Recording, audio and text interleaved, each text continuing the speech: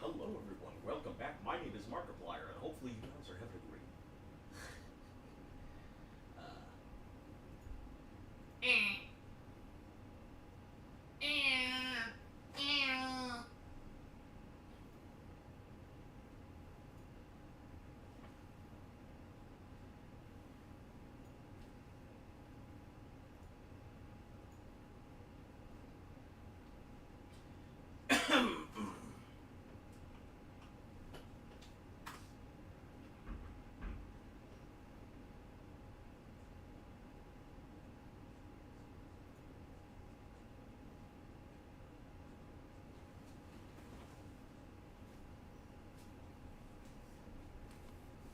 Oh no. Where's my phone? Did you leave it in the car? I hope not. I will call it.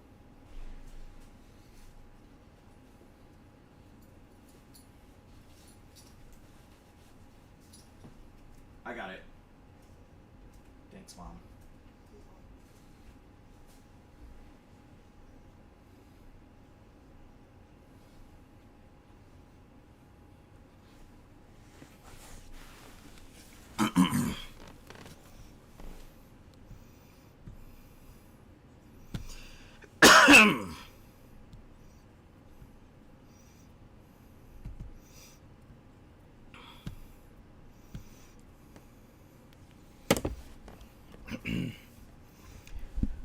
Hello everyone and welcome back to the channel that loves a challenge. Hopefully you guys are having a great day. I am doing pretty swell myself. We'll get into it momentarily, just finishing setting up here. If you are new to the channel, make sure to like, sub, share, follow, all the good stuff helps the channel grow, and for all you return gifts, thank you once again for taking the time out of your day to come see me. Anyway, yeah, let me finish up here. As I haven't been able to play my Nuzlocke, I'm pretty busy far behind. Last I get a Invisible Lieutenant search fight. All good, I understand, no issue whatsoever. You know, I get how it is. You know, obviously I've had some fair struggles here getting to go out and play the game myself, so don't you worry. I am not judging you one bit. Where's my controller? Hello?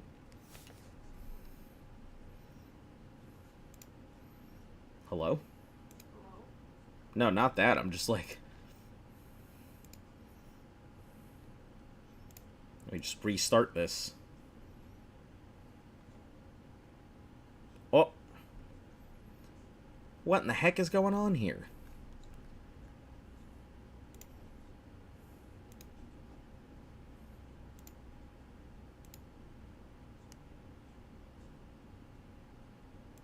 Okay, let me just restart the program entirely because Lordy Lord.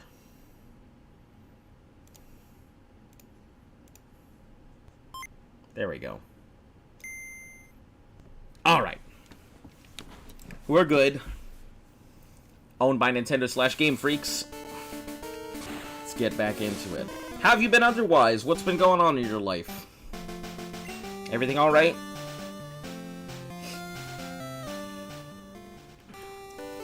Alright, we are... Where? And what are we doing? Ah. Right. We're leveling Noob Destroyer because I lost hours of progress. So I gotta get things all the way back up again.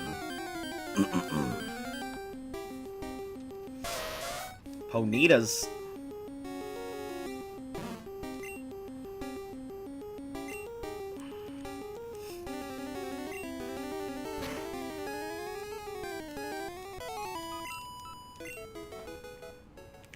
Man. I hate that we're having to go ahead and do this, but I'm not trying to go ahead and get my... What kind of challenge run is this, or what? Well, hello and welcome. I'll go ahead and let me get out of this battle and I'll explain the challenge here. It is a challenge run. It is a Nuzlocke. I'll explain why it is called the Thanos lock here. So, there is a prize that I guess is coveted by the Nuzlocke community called the Nuzlocke Gauntlet, which is a complete playthrough of all the mainline series. And the reason it's called the Thanos Challenge, the Thanos Nuzlocke, is it has a certain few purposes. Number one, I'm going for the just keep playing, but thank you.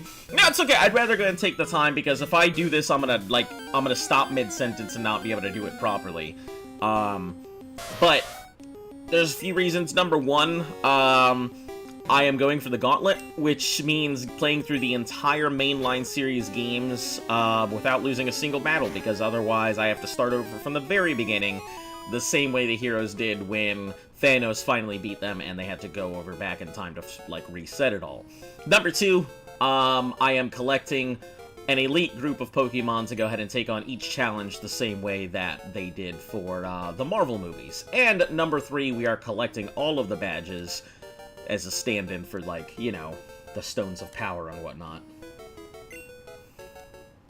So, yeah, that's basically the whole essence of the challenge. It is a complete playthrough of the entire mainline series games and all that entails. Starting here at red, and then working my way to blue and yellow, and then everything that follows. That includes all of the remasters and remakes. Just moving a house, a few appointments. Oh, nice! That's pretty cool. Just moving the house around. That is something I wish we had time for ourselves here.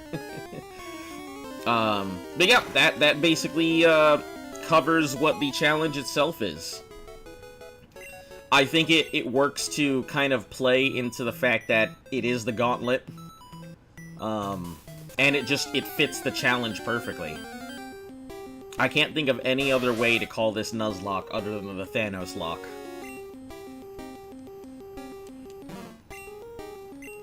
Is the most excruciating version of Nuzlocke, I think. Well, I wouldn't say most excruciating. I'd probably say most time-consuming version of the Nuzlocke. And I don't actually know if anyone has completed the Gauntlet before. I'm pretty sure it is an undefeated challenge. Also, we aren't celebrating Halloween this year because we moved here in May. No idea how many trick-or-treaters will be near the house. There's a busy road in front. I getcha. Yeah, I get that. We are not really celebrating Halloween or anything here either. But that's because the area we're at is just like... I wouldn't say it is the best area to do that kind of stuff here. Holy moly, each gen, including the doubles in each gen... yep, I can actually give you a full list. Let me get out of this battle. I have it written down here. I don't know if it's in the description, if it has a description or not, but we'll knock this Ponyta out and head to the Pokemon Center.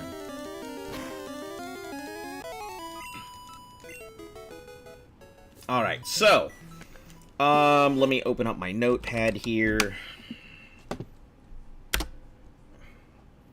Nuzlocke rules. So, it is going to be the order of operations is red, blue, yellow, gold, silver, crystal, ruby, sapphire, fire red, leaf green, emerald, diamond, pearl, platinum, heart gold, soul silver, black, white, black 2, white 2, X, Y, omega ruby, alpha sapphire, sun, moon, ultra sun, ultra moon, sword, shield, diamond, pearl, shining... Brilliant Diamond, Shining Pearls, Scarlet, and Violet, and then there's a slot left in the end for any other games that come out in between. So, it follows the most basic rules of the Nuzlocke, you know, limited encounters, minus the duplicate rule, which was an amendment. So duplicates can be passed up and then don't count against the encounter. And if a Pokemon's fainted, it is released. The main things are that... Blackouts and whiteouts obviously restart the entire series from Gen 1, so I have to be a little more careful than usual. I'm writing down all of the Pokemon that are released, their time of death, cause of death kind of thing. And, let's see. Amendment 1 is the duplicate clause, which, you know, make sure we don't have the duplicate.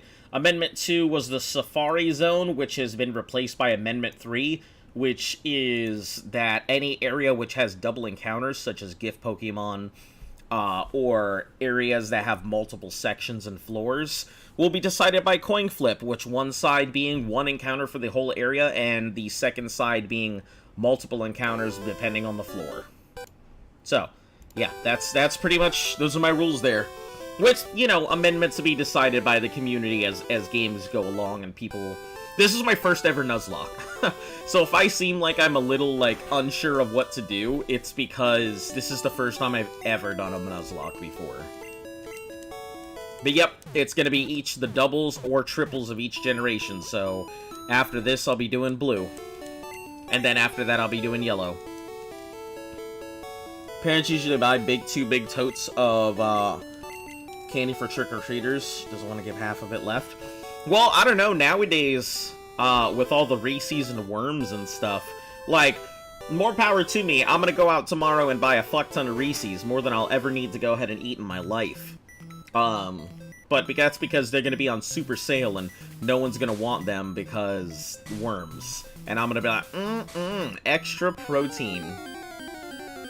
Peanut butter protein with my peanut butter, which is basically just protein. Double down, right? That's big keto stuff, right? If I eat my peanut butter with my worms, I'm getting the double protein, avoiding those carbs. Wow, good luck. By the time you hit Gen 5, it's gonna be spicy. Oh, I'm sure it will. I have only played Gen 1, Gen 2, and Gen 5. So, I don't know anything about 3 or 4 or any of the ones beyond. I have all the cartridges up into Black 2, White 2. So, it's gonna be fun. I'm gonna have to go look for the others, because personally, I won't emulate something that I'm not owning, so, you know, trying to find them has been a big crux in my life. But yeah, I usually broadcast Monday through Sunday unless something comes up, you know, like my fiancé cutting off part of her finger. You know, something like that might stop me from getting on the stream, aka the thing that happened yesterday. But past that, all good. I'm usually here Monday through Sunday, so. You're welcome to go ahead and tune in. I try and start, roughly at 3:30 these days.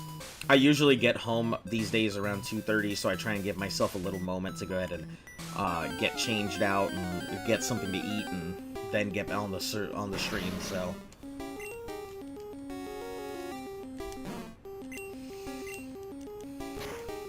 I just body slam the coughings, headbutt the other stuff.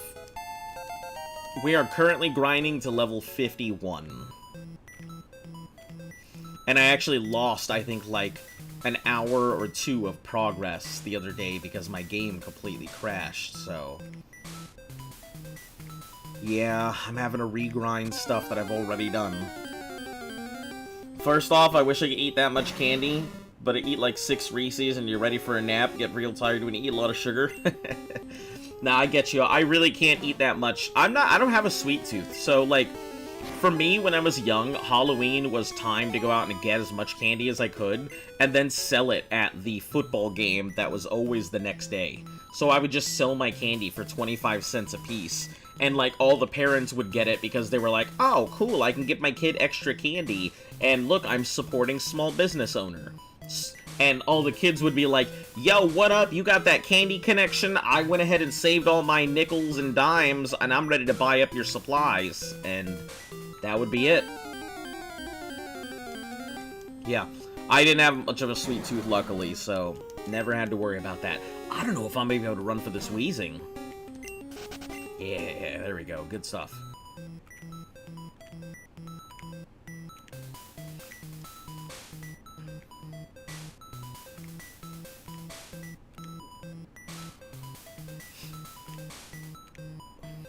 I think I should be able to finish Red version probably within the next couple days.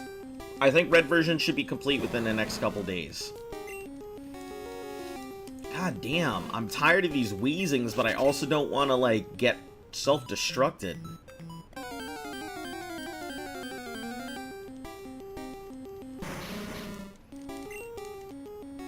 I'm fine with fighting the coughings, but fuck if I'm gonna fight a wheezing.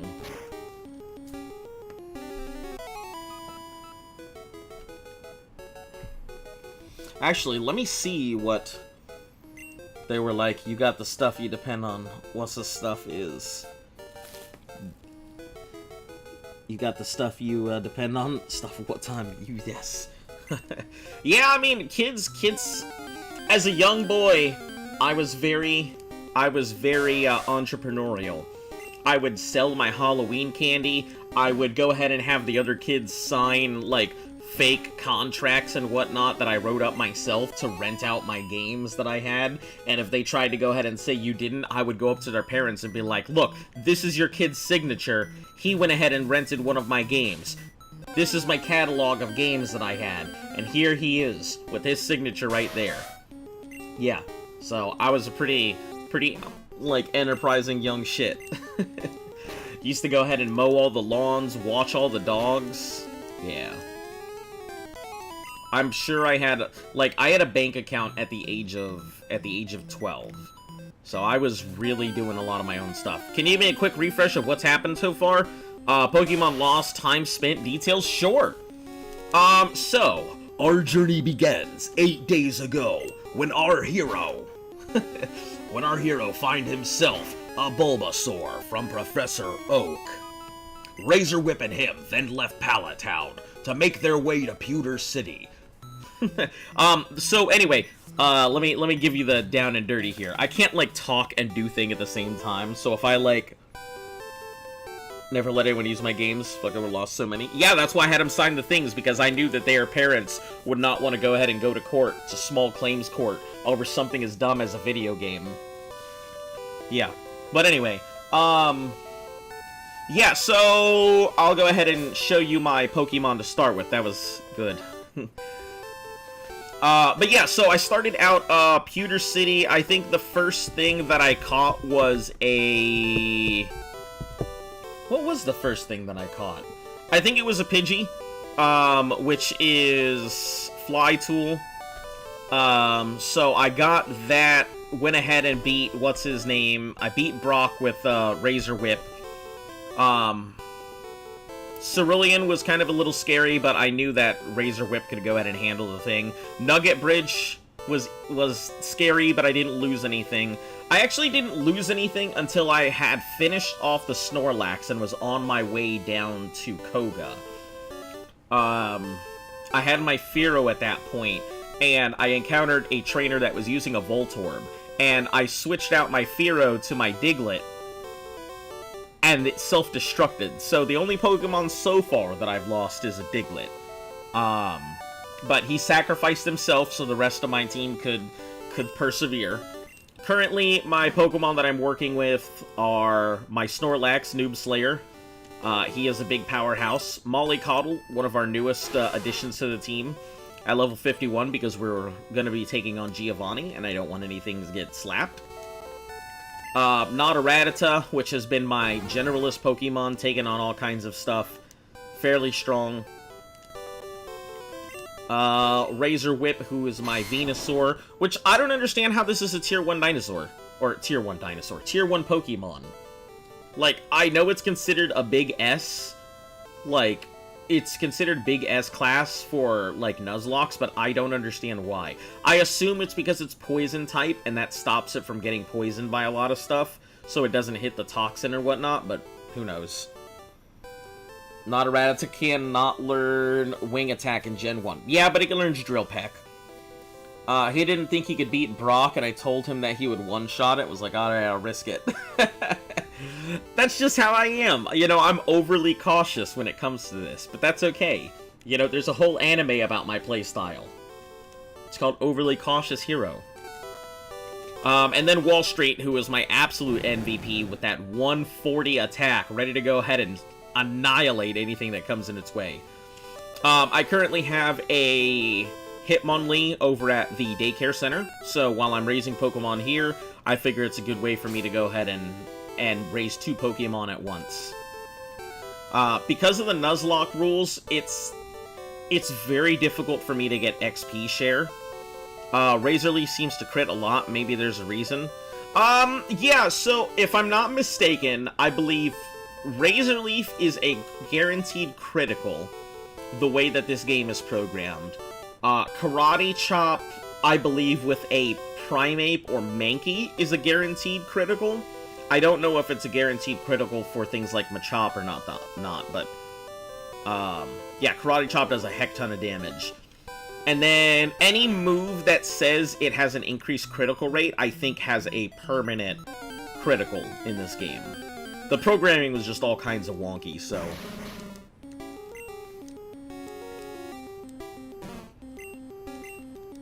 Ah, shit, I didn't want a headbutt, I wanted to body slam it. That's fine. Yeah, so I used to go ahead and grind out in the Diglett Cave. A lot of people tend to think that Diglett Cave is not good, but I mean, the XP that you can get on it is pretty phenomenal. Even when you're grinding out like 6,000 or 7,000 XP Mons, you're getting between 170 and 600 something XP every time you get into a fight, because the lowest Diglett you can get is going to give you 170, and the highest is going to be your Dugtrio at 600. And because of how quickly you're taking out the Diglets, it's a phenomenal place to grind. I think I spent all of my 40s just fighting Diglets. So every Pokemon was pretty much raised on Diglett Cave all the way through the 40s. It was such a good experience. And it's safe. You really don't have to worry about too much. I mean, maybe Dig might be a problem, but the highest that it goes is outside of the Earthquake range, so you don't have to worry about it getting Earthquaked. But now we're in Pokemon Mansion. This is the new upgraded grinding location. I lost, I think, like 2-something hours of progress, I think. So I actually had quite a few Pokemon at 51, but then I forgot to save and my game crashed. So... Man, can you imagine somebody doing this and their game crashes and they've never saved?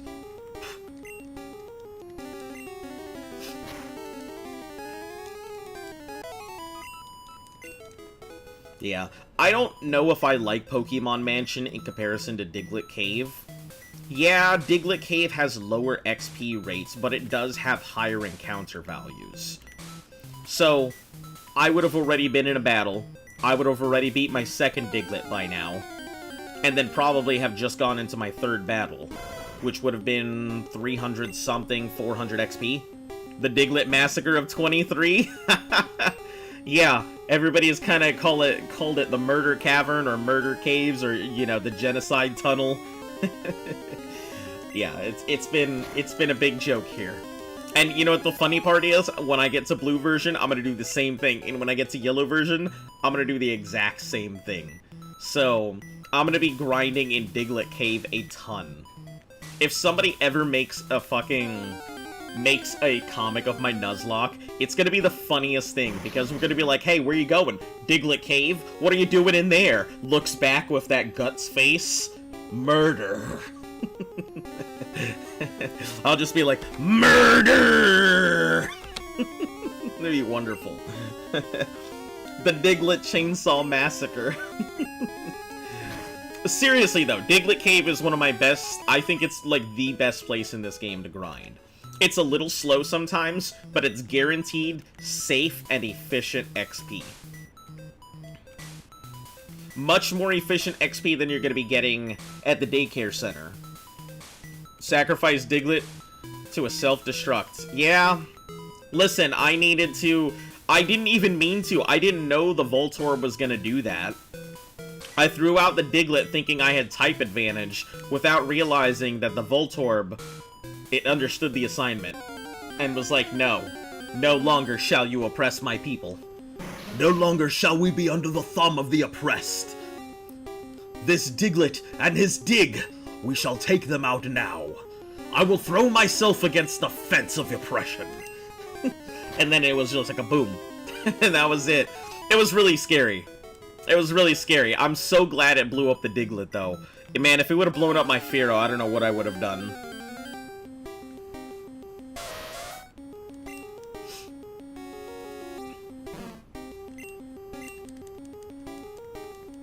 Why are you tail whipping me? You know what I always love? When, like, Pokemon like Ponyta, who are literally made of fire and stuff, they tail whip you, and it does nothing but lower your defense.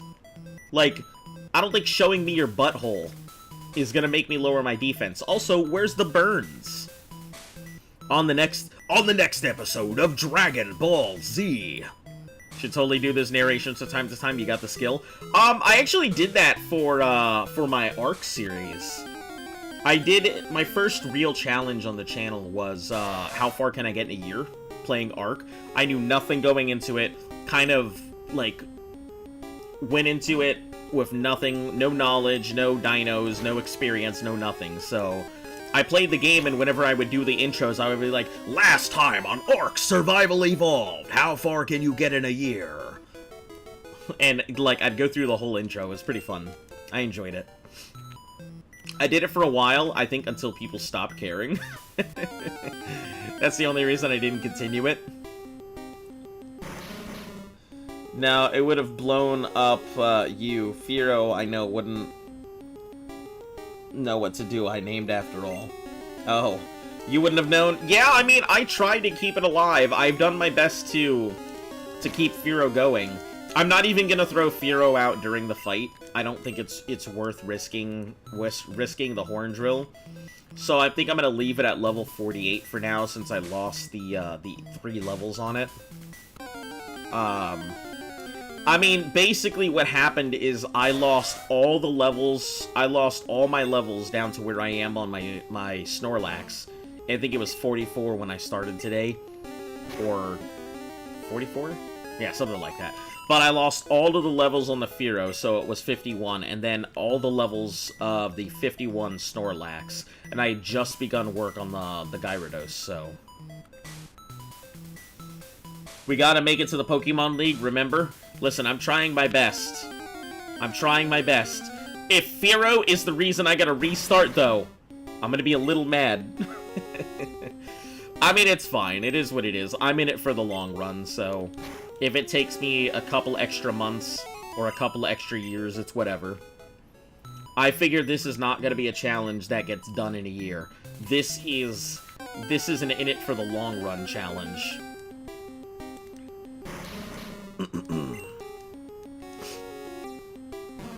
I should probably keep a journal of all the stuff that I'm doing, but I mean, I don't really need to when I have video evidence of all the things that I've done. If you want to check out the catalog of stuff that I have done, I multi-stream on Twitch and YouTube, so feel free to check out any of the other video logs. I have like 900 videos on my YouTube, and a lot of it are challenge stuff. So I don't pick any particular game. I pick things that are far too hard or far too time-consuming for the average gamer to complete. No flack on anybody else, but I know some of the shit that I do is crazy. At least the main events would be worth writing down. Yeah, I'll probably go ahead and I think after every game, I think I'm gonna have a day where I stream and don't play, and I just keep track of all the events that happen during the thing. That's why I'm writing down all the deaths and stuff like that, so I know exactly what happened when.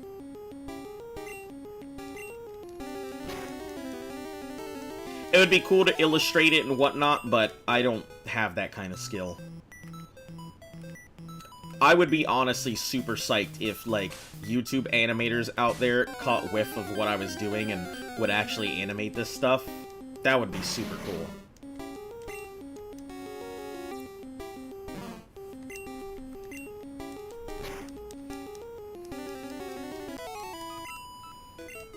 Yeah. Well, for red, yellow, and blue, these games are considered complete when I finally finish the Pokemon League. So regardless of whether I'm able to go ahead and finish off Mewtwo or whether I'm able to catch it or not, we are considering the challenge of it done at the Pokemon League. I'll still probably go after Mewtwo because I just think it's a necessary completion. With Gold and Silver and Crystal, it won't be complete until I finish off Red. So that means going through all of that nonsense. Somebody mentioned the Battle Towers for Gen 3, but I don't know shit about the Battle Towers. So, we'll see when we get there.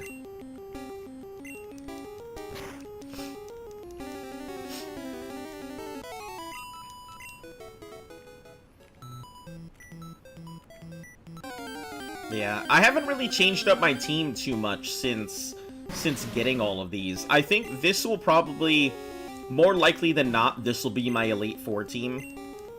I'll probably go in and obviously Snorlax and Gyarados both learned Hyper Beam, so that's going to be, I think Hyper Beam is going to be a lot of my main strategy to deal with everything. I need a Mon that I can teach my trick moves to.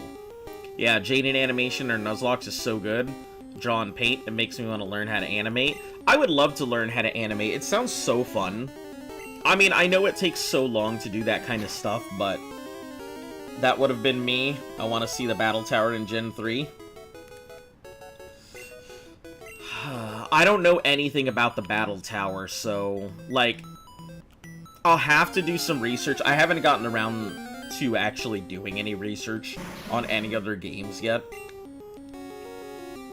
So, I think what'll happen is, when we finish a game, or maybe even a generation, I'll probably take a whole day to do some research into the next generation, so I can get prepared, figure out strategies, figure out what tiers of Pokemon I should be looking for or hoping to get.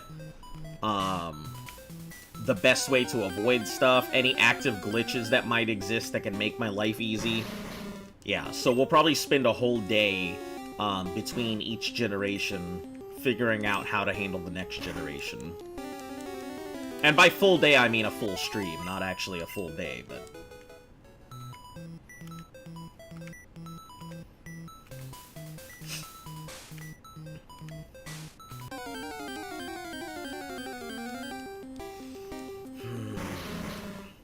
Yeah, I've seen a lot of those Nuzlocke animations, and I think they're pretty damn cool. I don't think I'll ever become, like... Unless I manage to go ahead and finish the Pokemon Gauntlet and claim my prize as #1. Can you imagine a fucking complete newbie who's never done a Nuzlocke before coming through and sweeping one of the hardest challenges of Nuzlocke? That would be fucking crazy. But that's what I'm hoping to do. I have a lot of experience upsetting the status quo for people who say, oh, you can't do this. In Gen 2, are you doing day or nighttime? Well, what do you mean, day or nighttime? Wait, do I have to choose to do day or nighttime? Is that something I actually have to choose to do? Like, I thought day and nighttime were just the regular cycles.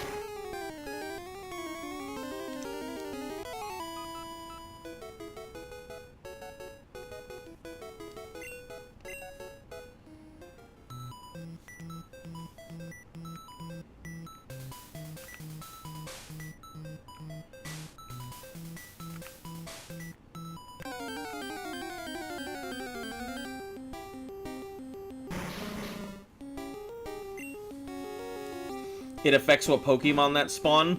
I didn't even think about that. I mean... I guess it would just be whatever spawns whenever. I mean, if it turns daytime, if it turns nighttime...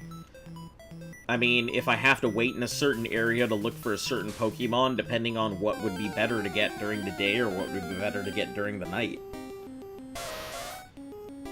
I guess it's just more of a whatever I think is more advantageous at the time. I'm pretty sure there are people who do only day or only night.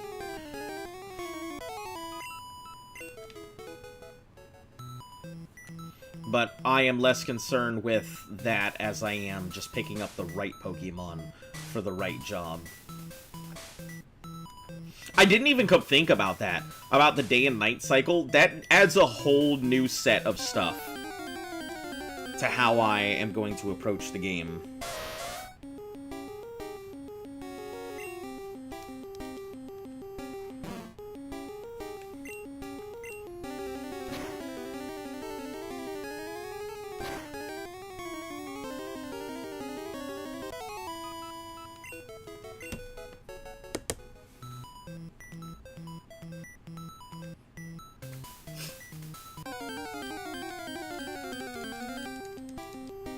To my knowledge, it stays whatever time. So if you choose night, it'll stay night forever, and the same for day. If you choose day, it stays day. I don't recall that. I'm pretty sure, like, night and day is based on the time frame. So, I don't know. I think it's based on the clock, but I don't know. Yeah, I mean, I guess I'll have to figure out which is better to play at, night or day then. But I thought that it was completely based off the clock.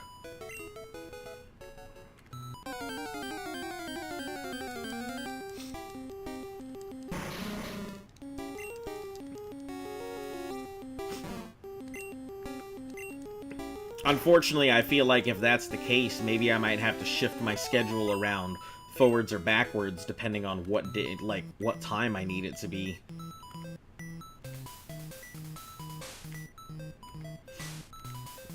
Could you imagine having to get up at 2 in the morning and just fucking find a Pokemon?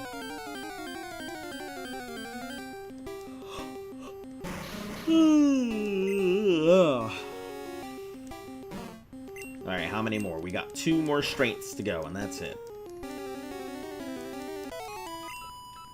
Alright, so after this strength... You know what? Let's just go. No reason to push my luck just in case.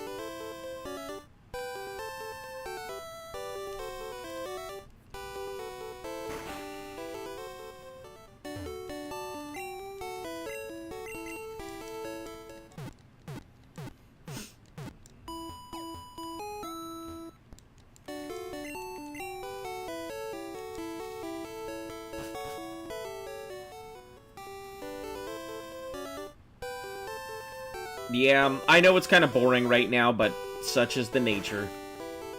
Let's go ahead and save so that way we don't lose progress here again. Hey, I'm almost to that 30 Pokemon, though. I don't know what I get from Professor Oak's aid at 30 Pokemon, but I know he gives me something. I never even expected to get 30, so it's good by me.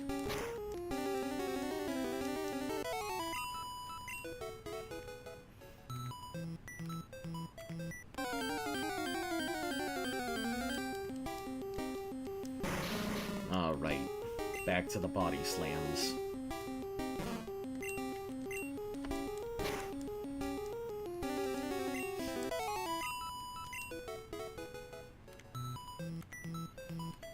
Yep, just 4 more levels on this Snorlax, and that shouldn't take too long.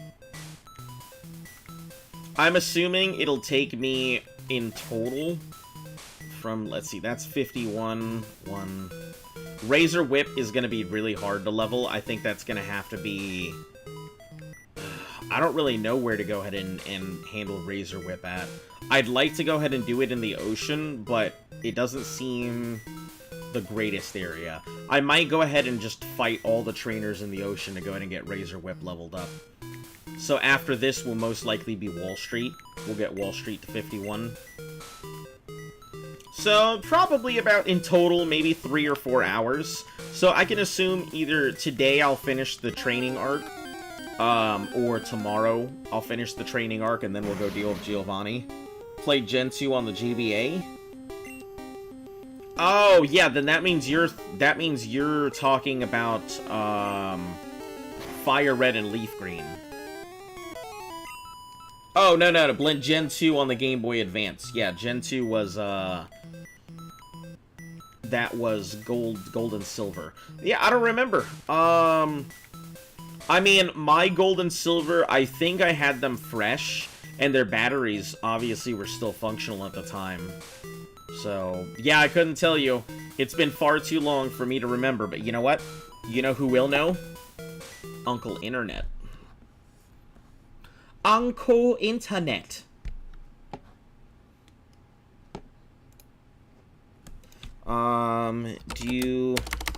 Let's see, night and day cycle Pokemon Gen 2. Let's see, time. What time do morning, evening, and night occur? Much time is a mechanic in Pokemon games that introduces Gen 2 and afterwards, but the evolution of simple Pokemon, blah, blah, blah, blah, blah, blah, blah, blah. Times of day, days of the week. Refers to morn in game. It's from 4 a.m. to 9:59. Many Pokemon trainers are still asleep, and there are many bug Pokemon in the wild. However, the wild Pokemon that appear in the morning are usually the same as day, with only slightly differences. During the morning, the sunrise tints the entire landscape yellow. Daytime is between 10 a.m. and 5:59 p.m. Night refers to 6 p.m. to 3:59 a.m. So more likely than not, I will be stuck within day and night cycles, but probably only 2 hours of day, with a couple bits of night afterwards. So I don't know. We'll have to see. In Western and Korean versions, the secret function for resetting the game clock requires a password, maybe accessed from the title screen. I didn't even know you could reset the clock. Generated from your player's name, trainer ID, and the current amount of money. Huh. The game will then reboot. The main menu will set time not set error. It'll load a message which you can adjust your clock. That is interesting. I did not know that. Gen 3's clock looks like it works differently, though. Let's exit out of that.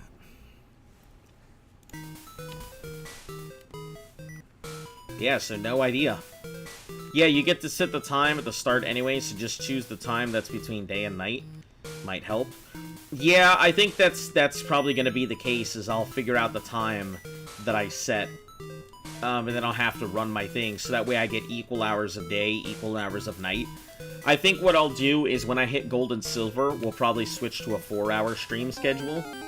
So that way I'll get 2 hours of day, and then I'll get 2 hours of night. So that ought to give me the stuff that I need.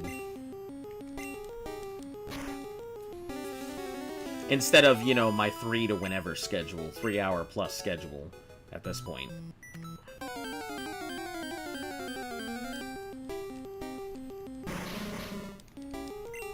Like 3:30 or 4? Yeah. Yeah, that'll probably be best. So since I start streaming at about 3:30 p.m. Eastern Standard Time, 5:59 is the last daylight time, and then 6.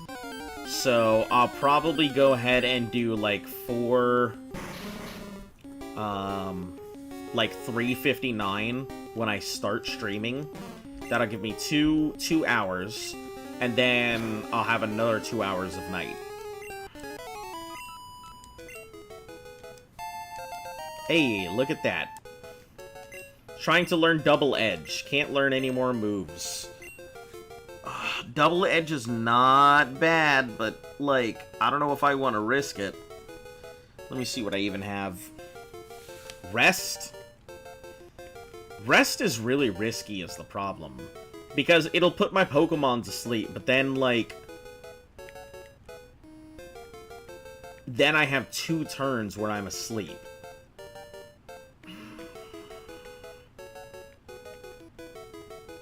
Yeah, I hate it, but let's get rid of Rest for Double Edge for right now. I'm probably going to end up replacing Double Edge with Hyper Beam when I get there. So...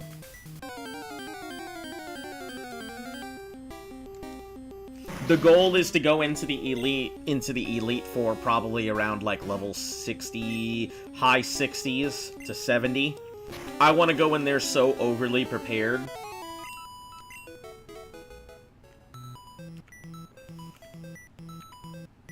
Can you use items in battle? Are you set to set? No, I'm using a lot of basic stuff. Since it's my first Nuzlocke, I didn't want to go in with something a little too hardcore. I may end up adjusting the rules as we go, to force certain things or to put certain battles on. I also intend to go ahead and eventually put in, like, some stream loots, so people will be able to go ahead and turn stuff in, add new rewards and whatnot. I'm kind of just working on what to implement and how. So that it'll take me a little bit of time to go ahead and get everything done.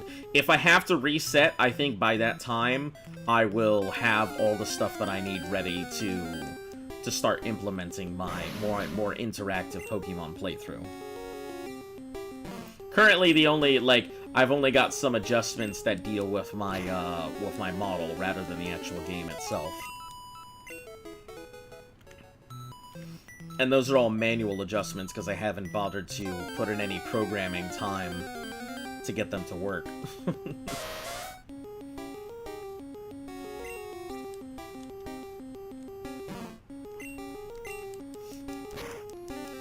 Yeah, items in battle, no battles on set. I mean, set isn't too bad. Like, I very rarely... I change Pokemon occasionally, but most of the time, like, I tend to keep whatever's out there.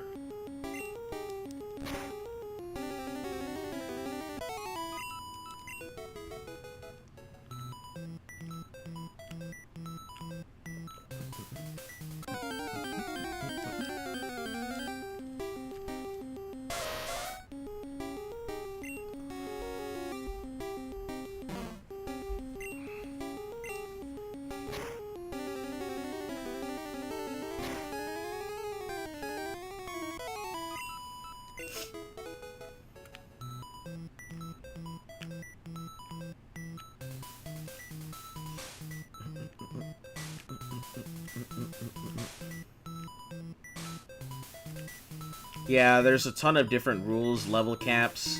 Make a dig just for you go into gens, also getting items. Yeah, I've heard that. I know about the gym caps. Funnily enough, like, it's not too sorry I didn't make it to the other parts of the stream and errands to do, it's a follow. No issue. I definitely enjoy you stopping by again. I always appreciate it. Yeah, it's okay. You didn't miss too much. Yesterday, yeah, I wasn't even streaming yesterday because Luff cut off part of her finger. I'm just gonna, maybe I should just start exaggerating, getting it further and further. She cut off her whole finger. She cut off her hand. She cut off her forearm. Just get it further and further. Why? Don't use my injuries for clout. I'm not clout. What the clout?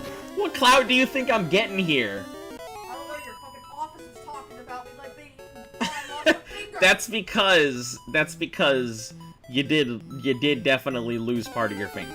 Yeah, but they think I mean, ow.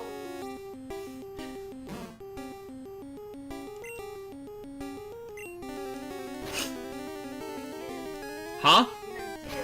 What? I mean, I did. Jesus. You're deaf?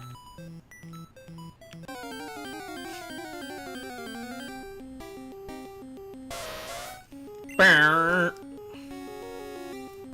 Jokes, not clout. I mean, it's kind of a joke, but yeah, on a serious note, yeah, she did definitely lop off part of her finger. So, that was very serious. That's why I wasn't streaming yesterday.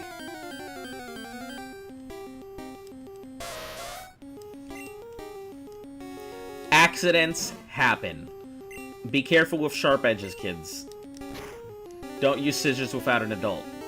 That's not what happened. That's not what happened. I don't want to make you guys think that she just fucking took. So incompetent. Jesus Christ, you're making it sound like I need to use fucking kid safety scissors. No, you don't need to.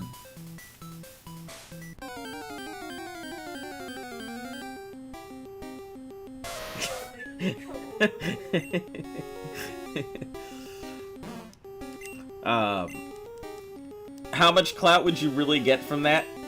Can't be that much, if any. I don't know. Listen, people were eating Tide Pods for clout. People were jumping out of their cars for clout. I mean, people were antagonizing cops for clout. People were, what is all the other dumb shit people have done for clout these days?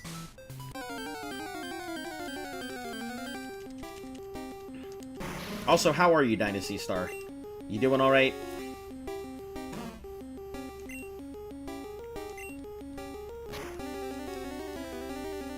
I don't know if you're still around. I didn't see your thing pop up. I don't know why Kick has, like, the worst possible chat.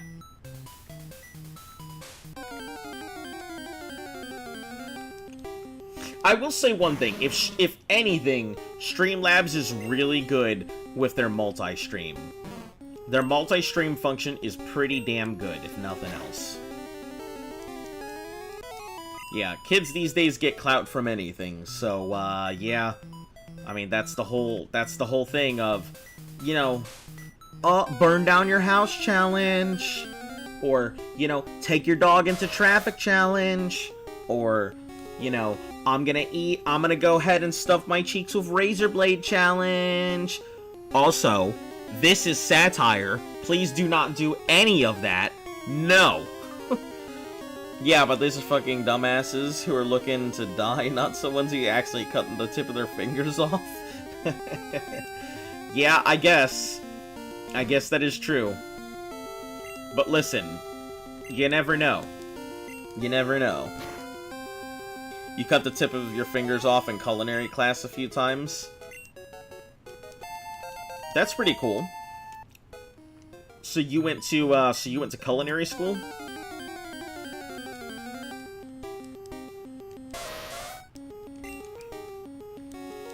We got a friend who is a trained chef.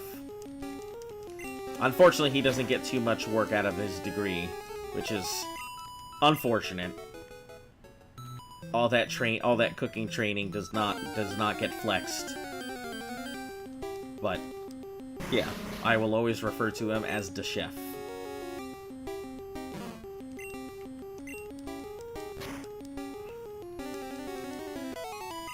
Yeah, he's the one who introduced me to the fact that, you know, training classes are kind of what you know, the why Gordon Ramsay is the way that he is. It's not just because he's an asshole, it's because he has a certain standard that he expects the chefs in his kitchen to maintain. And if you can't do it, what are you doing in his kitchen?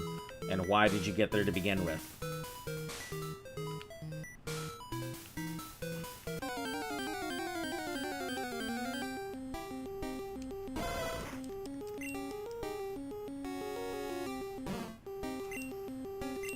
Give it the old headbutt.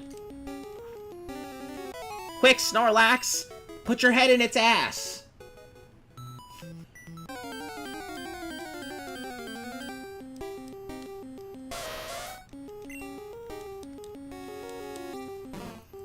His life was hard. Literally just saw a documentary on him. Oh, Gordon Ramsay? Yeah. I think anybody who gets into cooking as a career, I think they had to have had a little bit of a hard life. Being a dick is definitely good television. Yeah, he's not always a dick, and you should definitely see his, like, kids programs. He is more that way for the camera than anything, but when you get into, like, very high-level kitchens, yeah, it can definitely be that way. So I went into a program called Vokes, which basically is just a school with the cool classes. Gives you a certificate and did culinary class. Have a certificate in culinary you don't use. Huh. That's interesting. I don't know, everything I learned myself. I like to call Evo, you know, the trained chef, and I am more of a wild alchemist who throws shit in a pot. I have a very good sense for flavors and stuff, though. I can definitely mix flavors in my head, and tell how it's going to go ahead and taste before I do it. So maybe I missed my calling and I should have been a chef. Maybe I missed my calling in life and it really would have benefited me to go into something like that. But it's just because my dad had a lot of he wanted me to go ahead and have a very broad experience and taste in life. So, like, every Friday, we would either get pizza and a movie, or he would go ahead and get some random food from around the world, or we'd have cheeses from all over the place, and he gave me a very good sense of taste of different dishes. So, I have no issue trying anybody's culinary dishes from wherever they are in the world. I really enjoy that kind of stuff. Yeah, it was a 2-year class, and it was fun. The whole family to tell me that you don't know how to cook, but here's the problem. With that, I got a piece of paper that says I can. That's funny. You can be like, listen, I didn't spend 2 years of my life learning how to cook to be told I can't cook. You know what you do? You bring that on a date and be like, what up? I'm a chef. Man, that's how you get the panties to drop to China.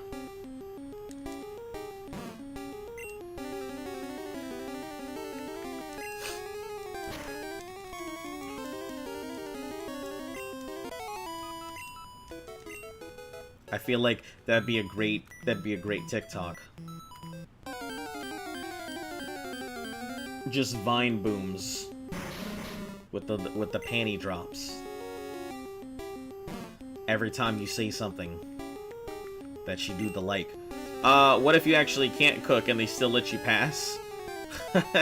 I mean, then somebody was doing a poor job filtering through.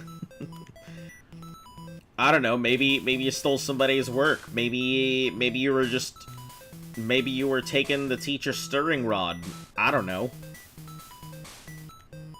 I'm sure there's people out there who can't cook, but they can sure gargle some quail eggs, and that's how they got their certificates.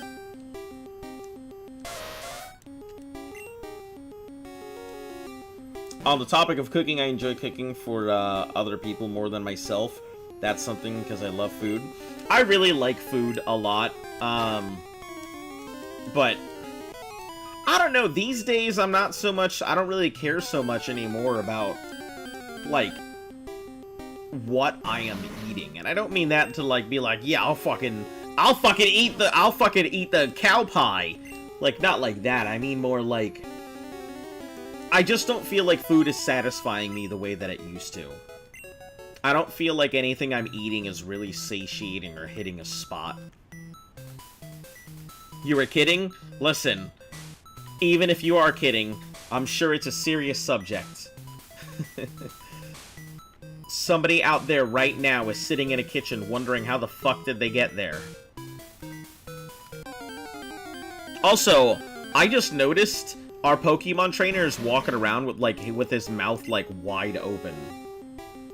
If you notice, there's, like, a tiny pixel on the bottom of, like, where the mouth would be, and it's a slightly different color than the rest of his face. So that means our kid is just walking around mouth breathing everywhere.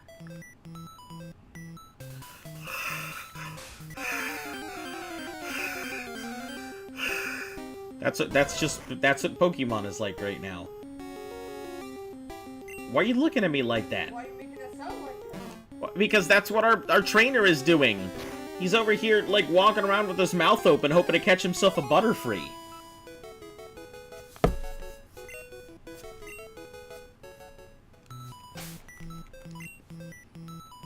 I just need a save, though.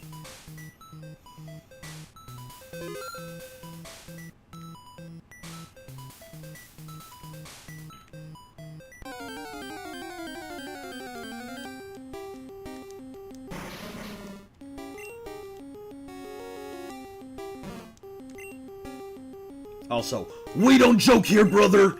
You come to this channel, you better be serious every time you get! There's no joking here!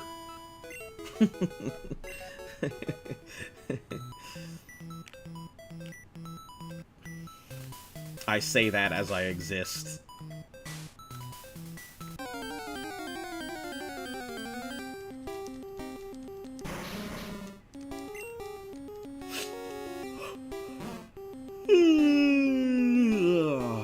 Goodness, I don't know where the fuck that yawn came from.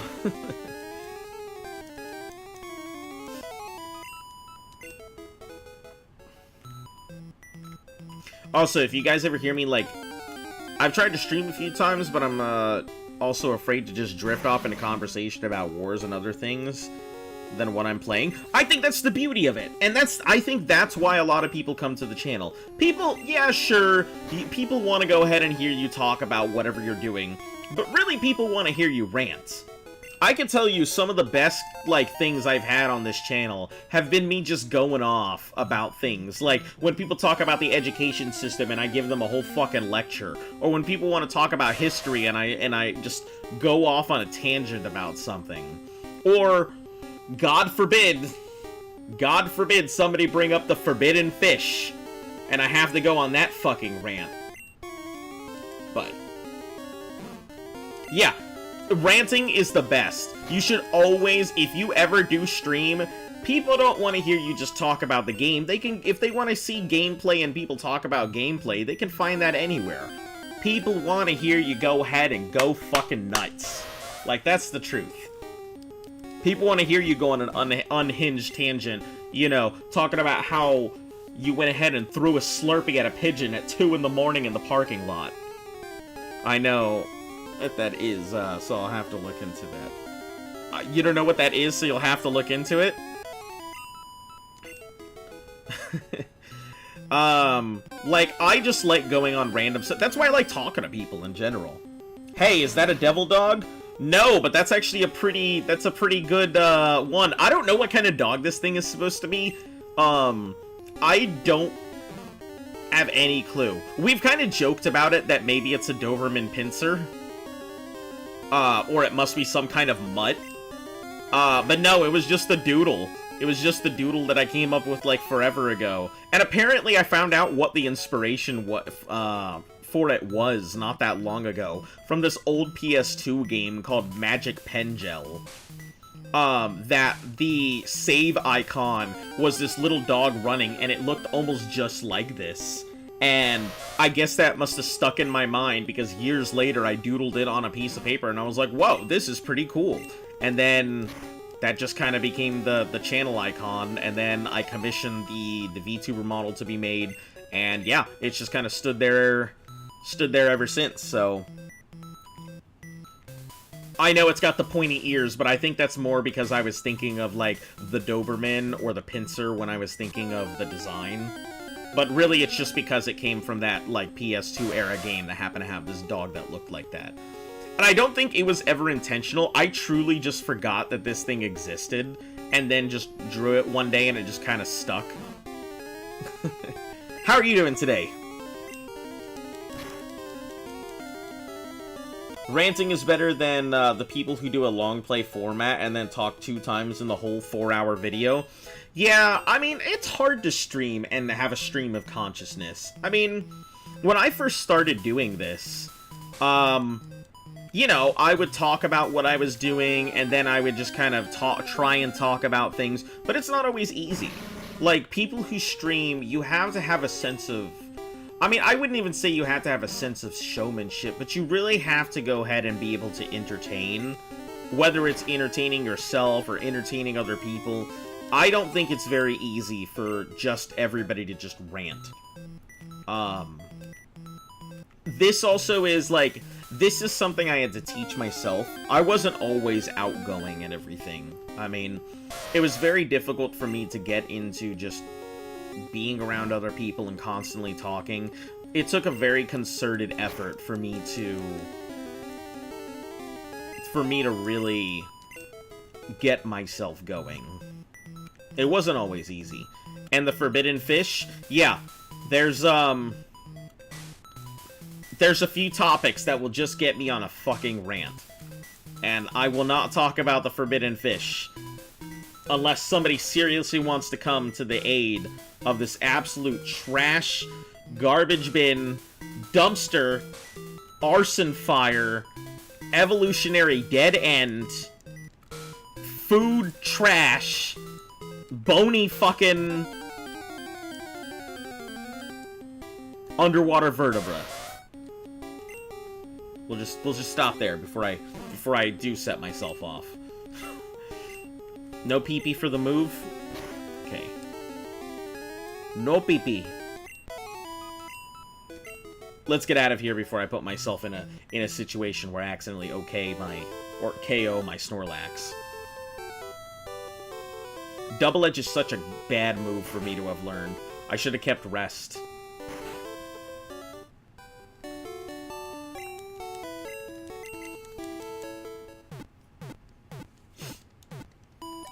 It's fine. We'll get rid of Double Edge when we get the chance. I know it's got a very high hit ratio, but it's not worth losing the extra bits of HP to it.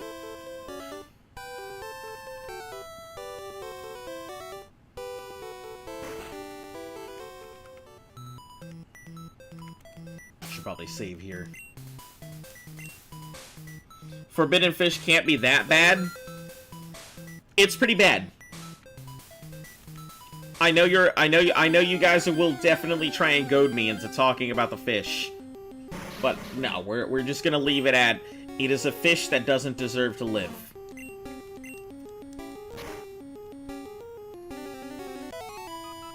It doesn't deserve to the water it displaces.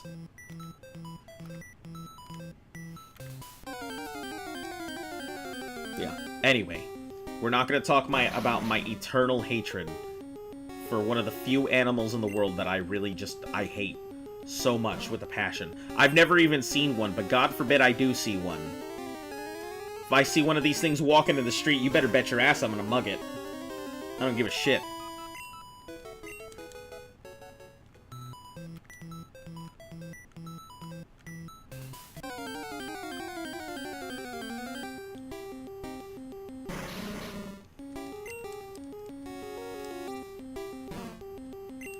Alright, body slam it.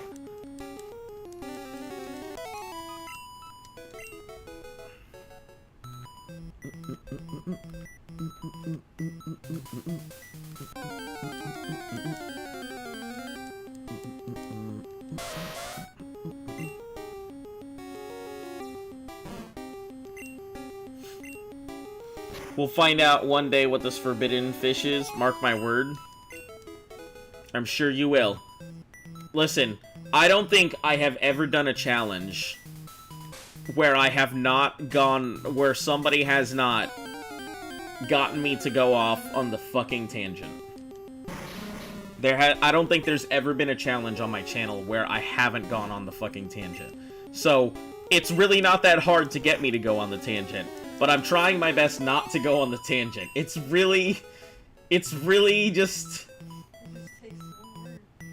No, please, do not feed the trolls. Do not go to them.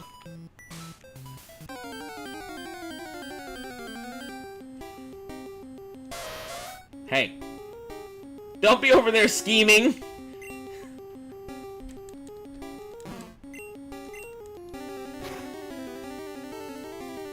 Don't you be over there scheming.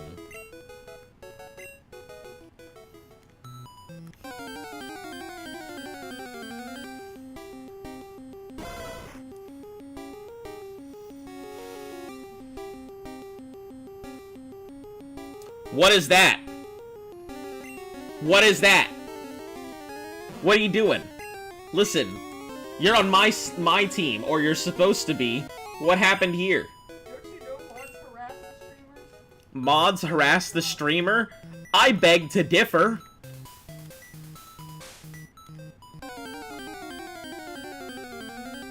There is no such thing as listen.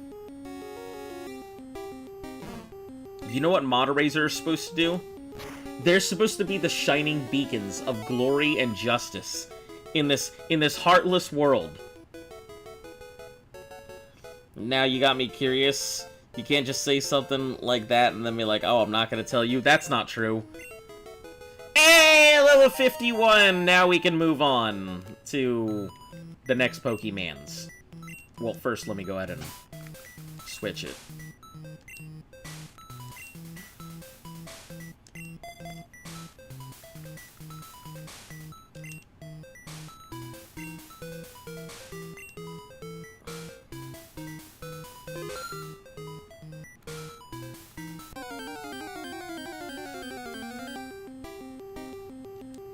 A muck?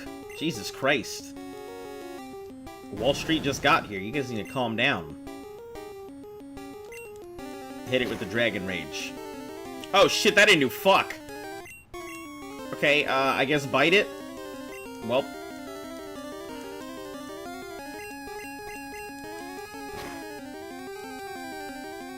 I guess that works.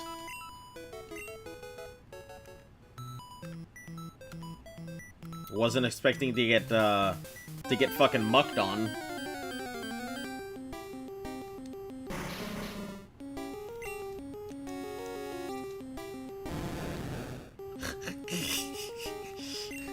A muck cocky.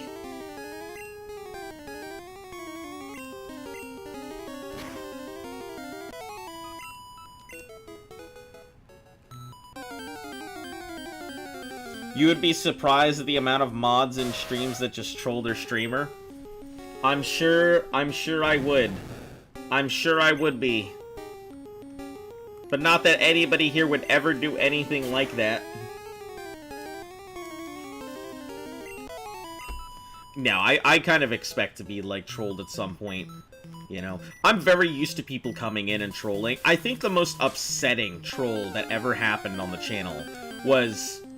Alright, I'm gonna get into some old drama, so, yeah, if any of you guys from the old drama back in ARC are here, this is old drama, water under the bridge, but, you know, I still think about it from time to time, so just figured I'd put that out there in case any of you guys stumble upon this and try and reignite the flames of passion that don't need to be reignited. This is not a new thing. But, yeah, so back when we were playing Ark Survival Evolved, we were trying to go ahead and raise dinos, and we occasionally had people who would stop over. Some people who were playing the game and saw the stream or knew we were streaming, they would come over and say hello, or they would want to participate in stuff, or whatever. They would just get in the thing. I think it's fine. I didn't really have much of an issue with that.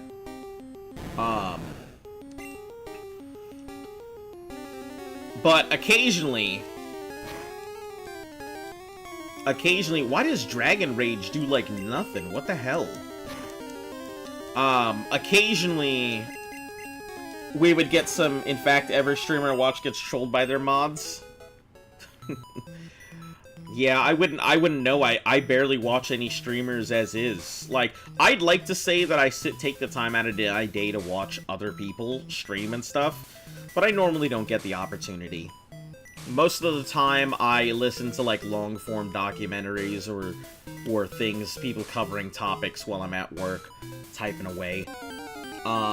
Or just a thing here or there. I don't really spend a lot of time on the internet myself watching it.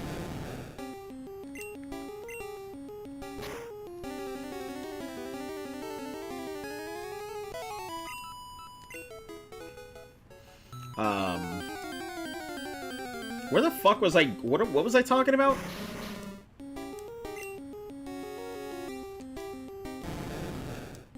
I don't remember.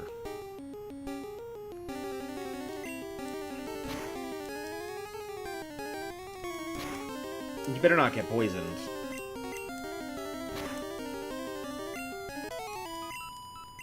Wall Street. I'm counting on you not getting poisoned, Wall Street.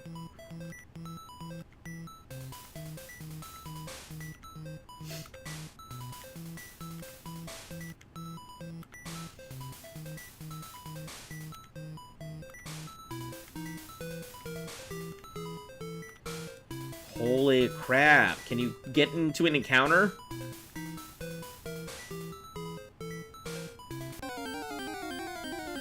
You were talking about some fishy stuff? No, I wasn't talking about... Listen, I wasn't talking about a fishy thing. Why... Listen, why is everything gotta turn into the ocean? We're not talking about shrimp. We're not talking about shellfish. We're not bringing up any busty crustaceans, alright? Let's leave the pineapples where they are, and let us not talk about the bounties of the ocean, the chickens of the sea, or anything in between.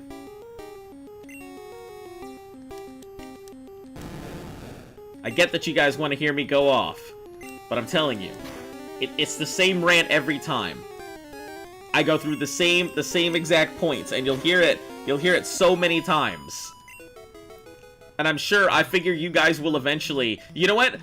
Here's what we'll do. Eventually, I will go ahead and put in a fucking... Huh?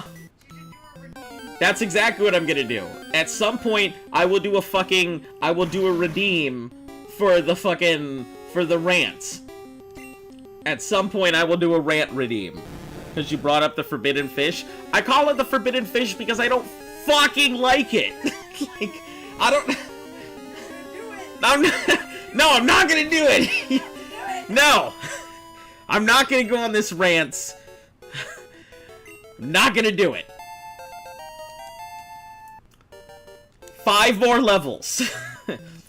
Would you look at that Gyarados? It's looking very scaly today. I can feel, like, my head getting buzzy thinking about this. I'm, like, slowly hyperventilating thinking about the fucking fish. Stop. I am ceasing. CZ. Alright. I'm chill. Be cool. Be cool, Azo. Be cool. I'm just saying, you did this to yourself? I did. I did do this to myself. If I wouldn't have brought it up, we wouldn't be bringing it up. It's because sometimes I just get lost in the sauce. And then I fucking get myself caught on a fucking spaghetti noodle. And then I do the fucking alligator roll, and next thing you know, fucking spaghetti's falling out of my mouth. It just happens sometimes. I think everybody gets a spaghetti moment here and there. Minding your own business, and then suddenly fucking spaghetti falling out of your pockets. You know, we've all been there, right?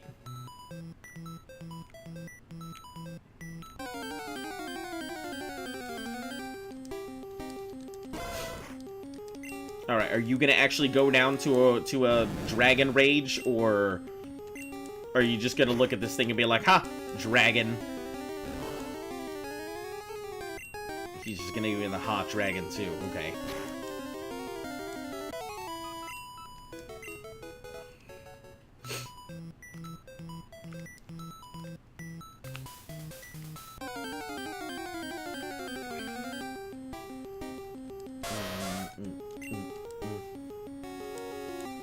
Okay, Ponyta.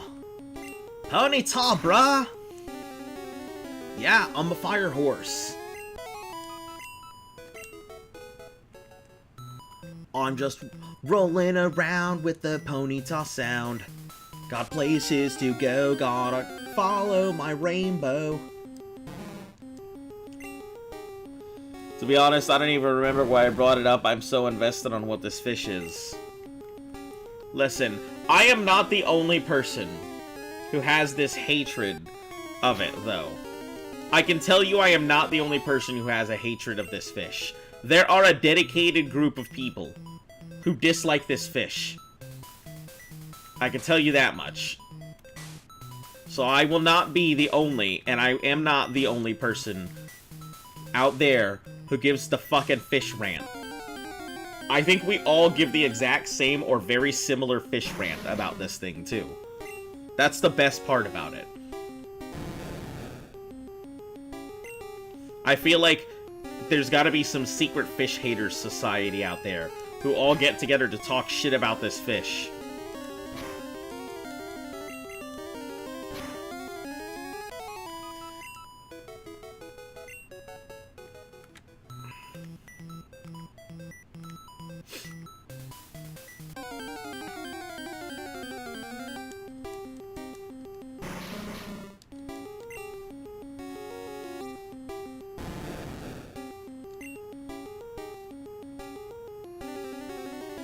Well, here's the thing. How the fuck am I supposed to know how many people hate the fish if I don't know what it is? I mean... I'm sure you could find out. I'm sure you could find out. Like, I don't actually think it would take that long for you to find somebody who hates this fish. Like, I think there are a few fish that a lot of people hate, and there are some fish that some people hate. And I'm pretty sure that this fish is hated by everybody, they just don't know they hate it yet. People who don't know the fish exists only don't hate the fish because they are ignorant of the fish's existence. And I think people who like the fish secretly hate the fish, and they're just fooling themselves into thinking they like it. And people who see the fish that don't punch the fish in the face immediately. The Asian carp? What? Why would I dislike the carp? The carp's a cool fish.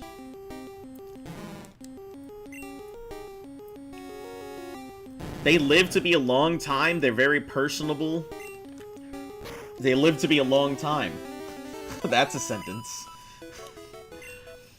They live to be plenty old, very personable. They are very good for ecosystems as long as there's not too many of them. They make extremely good pet fish.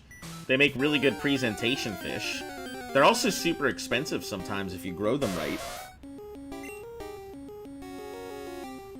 I think you can actually sell off carp for quite a bit if you're willing to put in the time for it.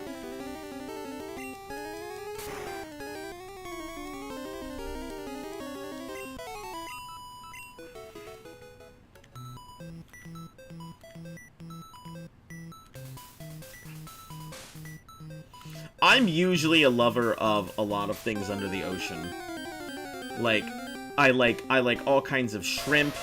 I like all kinds of different, like, tubers. I found out that eels are, like, the most mysterious thing in the ocean. And I think it's very funny that we have no idea how or where eels come from. I think it's such a phenomenal thing.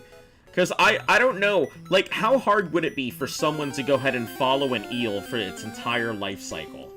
To just, like, find out where this eel goes, and why old eels go to the Bermuda Triangle, and new eels come back. Like, how hard would it be? Because it's not like they mate in the wilds, or it's not like they're mating in captivity, and they don't have any sexual organs, so nobody fucking knows anything about the eel. Maybe eels just molt. Maybe there's a tiny eel inside of a bigger eel, and they just shed their old eel skin and come out as new eels. Maybe they practice, what's that thing? Something of Genesis, the thing that immortal jellyfish does. Maybe they revert themselves back into time. Maybe out there, instead of Cthulhu, there is a big eel monster sitting at the bottom of the ocean, and the eels are its like chosen prophet messengers.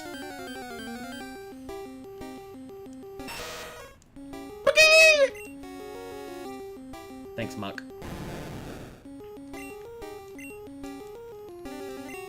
How the fuck did I miss?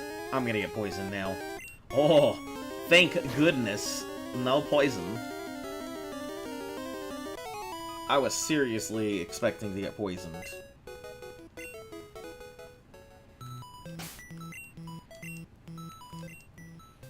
This thing's gonna take so long to level up.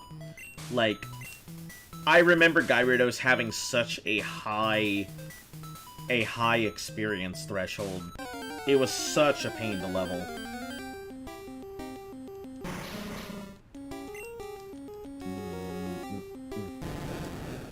Alright, get rid of this with the bite. How do they have eels in captivity? They just catch them and then they die?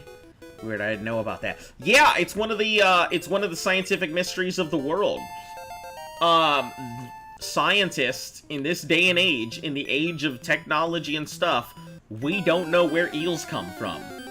We just know they exist. We know that that eels are one of the only species to be able to go from freshwater to saltwater with no ill effects. And we know that when they get old, they go to a place, and then new eels come. And that's all we know. We don't know shit about the reproductive... So, to show you start throwing a tantrum like a 5-year-old... Listen, if you want to know that bad about the eel, there's plenty of books out there about the eel. But, like, on a serious note, yeah, we don't know where eels come from. Like, they're there, then they're not. That's just the eel.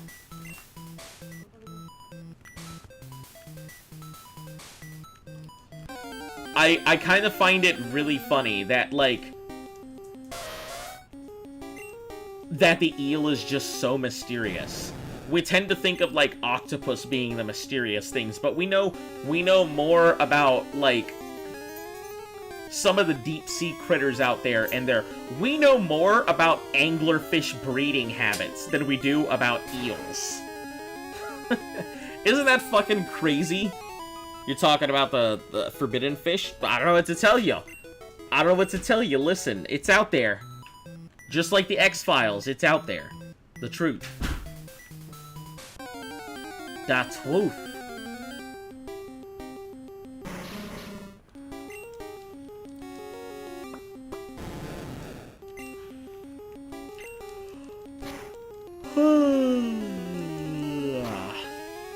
No smog. Gah. Poison is like the worst thing. It just takes time out of my grind schedule when I get poisoned.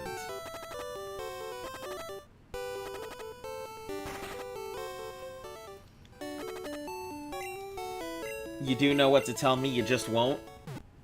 Yeah, that's right. I do know what to tell you, I just will not.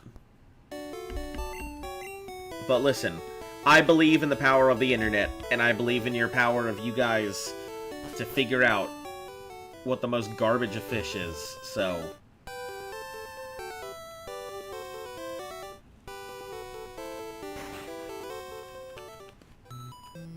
It's funny because I feel like this is a video that I saw forever ago, and then I did my own research, and then I was like, if my alien experience serves me, when creatures like that often carry its kin within itself, so when the time comes, they rip its host parent apart and feast, but I'm not sure about eels. Yeah, that's the thing, like, if that were the case, it would be cool. But they've had eels in captivity, but the eels don't mate, and that they just die. They'll just live out their lives and then they just die. They've seen eels in the wild, but there's nothing they could do about those either. And they've cut open eels, but guess what? They're missing reproductive organs, period. So they have no way to reproduce. So, this creature that doesn't have any organs to reproduce, that doesn't seem to go ahead and mate with other eels, or other species of its kind, just kind of exist, go to a place, and more eel come. Like, it's such a mystery. I really think that somebody should, like, tag the eel, or, like, have a camera on them, or somebody who literally spends their entire life just following this eel around. They would spend so many years of their life, but I feel like they would also, like, solve an ages-old question.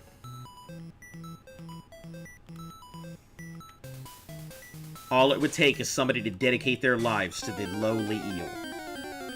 You seem to be getting heated about eels? More eel cum? Listen, I didn't think about that. I'm not getting heated about eels. I just think it's really fucking cool that we live in the day and age where we fucking send things into space to go collect, like, stardust and, like, comet jizz, but we have no idea where eels come from.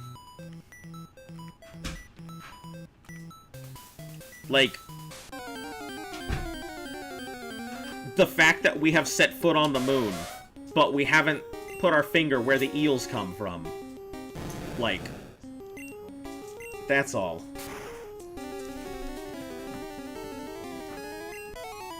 Oh boy, I just said finger and eel. Man, sometimes I really gotta think about the shit that I say before it comes out of my mouth. I am super bad at, like, self-censorship.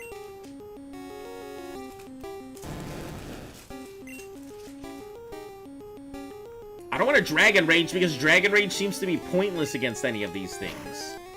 Let me just Surf. Looks like Surf takes it out in one go. I guess we'll just Surf and... rather than getting poisoned. Here's the thing about space, is NASA started with exploring the ocean and gave up for a reason. The reason, but it's still there. Person that dedicates their life to an understudied and mysterious eel sounds like a job for a new Spider-Man enemy. Yeah, what would they even be called? The Moray?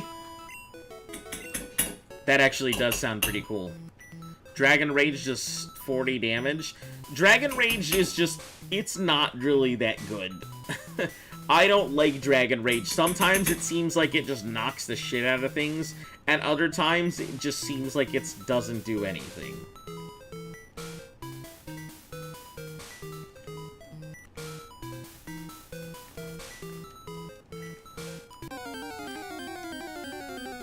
Yeah. It does sound cool. After many years exploring the oceans, my brethren, the eels, we rise to the surface. We come out against the man with his spiders. We are the Moray! What? Yeah, Monarch, but with eels, yeah. It's exactly what it would be.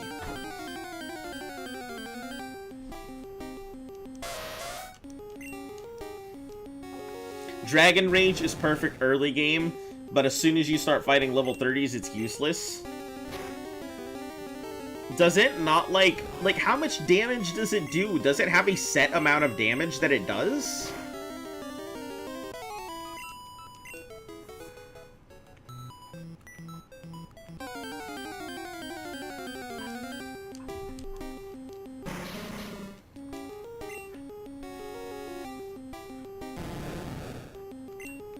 So you're telling me I should replace Dragon Rage with Hyper Beam. It does 40 damage. Yeah, I mean, I guess if that's the case, I didn't realize... Huh? What about a Seasoned Pumpkin? Uh-huh. Oh, that's cool.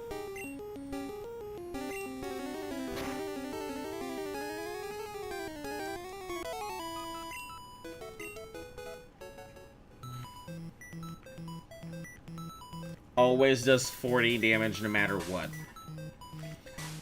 See, that's so unfortunate. I feel like Dragon Rage should have been a move that did more damage the more dragon Pokemon you own.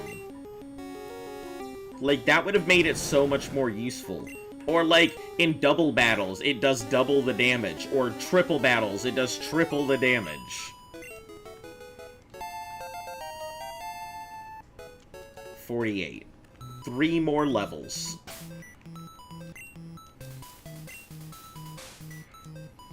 Kinda like how Seismic Toss is the same level of Pokemon. Yeah, I always thought Seismic Toss was pretty useless. It's unfortunate because, like, it could have been so much better.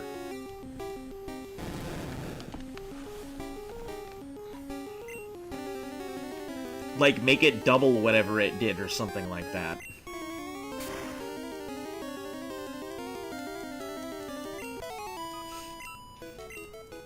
Yeah, I think the introduction of a lot of set damage attacks kind of takes away from the quality of gameplay experience.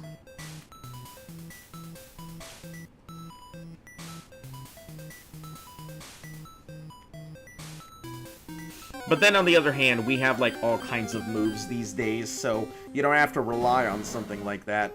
I would Hydro Pump this thing if I wasn't so scared of getting the shit blown out of me.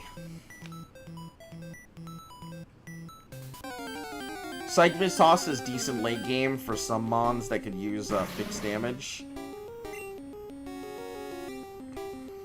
I mean, I suppose, but, like, if I have the chance to deal a fixed amount of damage, or I have the chance to deal variable damage, I feel like variable damage would be...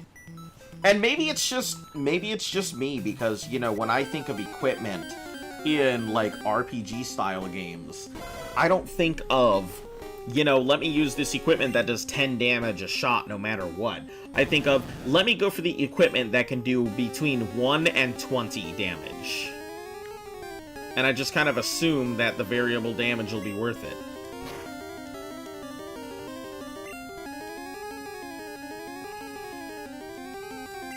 Oh, that means that bite would have actually knocked it out if it weren't for the goddamn burn.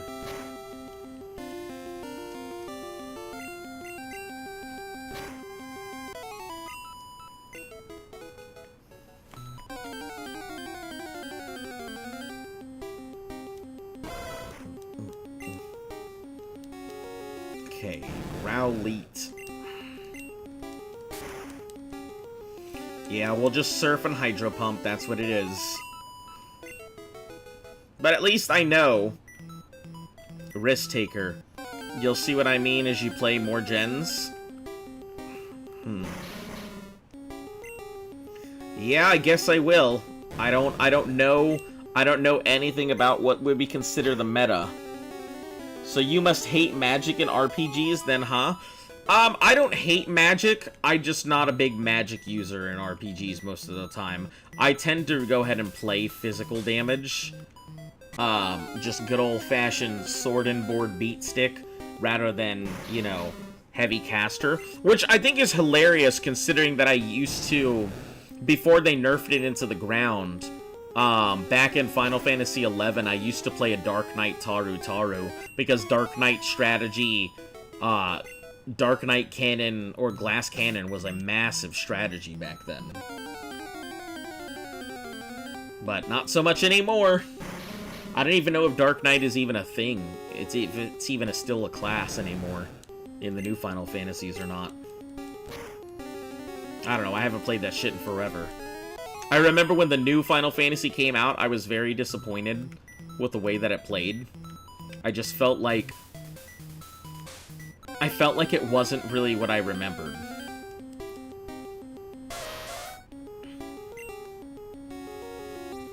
Personally, you're a big mage guy. Every RPG, I'll always play a mage no matter... no armor, mage robes, and everything. Man. I don't know, I just... Magic is cool and all, but, like... I just feel like... I don't need to go ahead and rely on mana or the ether. I feel like at the end of the day, if I have a fixed resource that I need to rely on, it's kind of problematic. I would much prefer something with more solid and substantial base than relying on some immaterial thing that can possibly not work or possibly run out at the end of the day. I mean, it comes down to the same thing. If I have my piece of equipment and I have it and then it just breaks, obviously I won't have my equipment anymore, so... But magic just seems a little more... fragile. I'm sure it can do a lot more damage when you get down to it. You know, elemental manipulation and all of that. Versus physical weaponry, you know, you can only however strong you are determines it, but... I don't know. I just much prefer... I prefer melee users over spellcasters.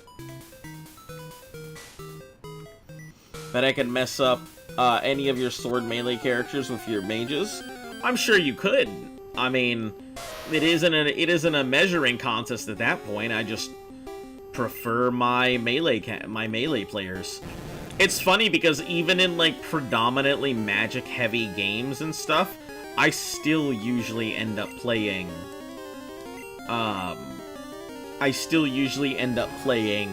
spell or melee users against spellcasters. Depends on what game. Yeah, I mean, if it's something like Elden Ring, I think a good mix between the two. If it's any of the Souls games, yeah, it makes sense going Faith or whatever. Even in RPGs, I understand the necessity for magic. I'm not a big magic player myself, that's all.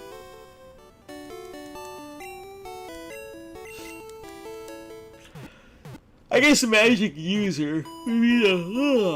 Excuse me, the correct way to say it.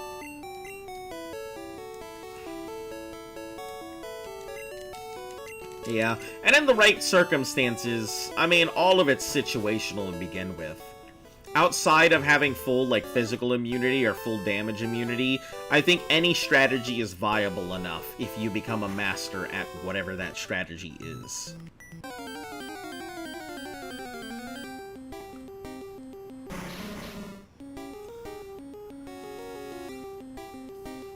Azon, it's not a measuring contest. Me.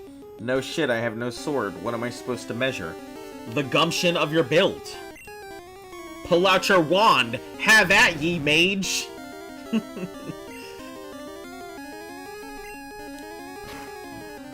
Spare not the psyker. Right? Should be fairly close.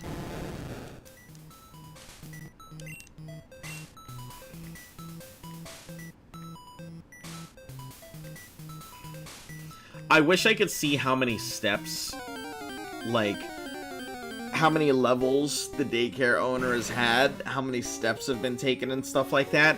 If I have to say anything, I really miss the phone system in Generation 2. I think it was one of the most substantial and great things. You don't use wands, it comes out of your hand. Ew! Damn, then Dark and Darker was being tested. I had so much fun. Oh, when Dark and Darker was being tested? Yeah, I think Dark and Darker is pretty cool. I've seen a lot of it, and I would actually be really interested in playing Dark and Darker. I just don't have, like, a group to play with. And sure, going in solo sounds cool and all, but, like, with the way I play, I would probably be one of them sneaky fucks hiding in the ceiling, grabbing up people's stuff. I feel like that suits my style more than anything else.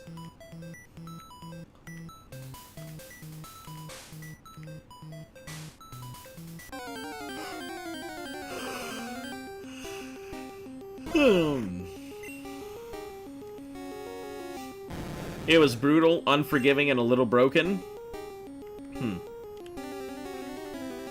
Isn't that how games are supposed to be, though?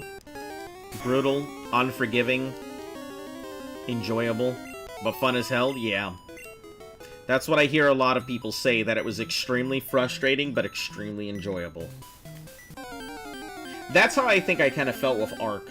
It was frustrating having to get on all the time, thinking about timers, thinking about what I'm going to do the next day, having to raise babies, having to go ahead and spend a lot of very dedicated time doing a very dedicated thing. But Ark gave me many hours of fun.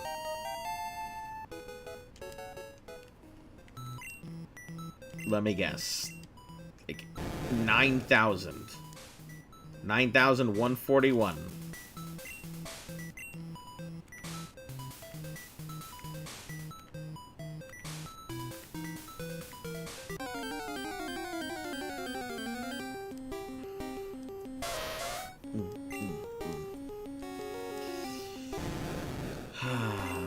Just gotta get into... I'm so tired. I'm probably gonna, like, once I get off the stream, I'm probably gonna go take a nap. I'm so fucking tired. I did not sleep well last night. I was rolling around like I was fighting alligators. I don't know what it was. I kept waking up in the middle of the night. I don't know what the hell I was dreaming about.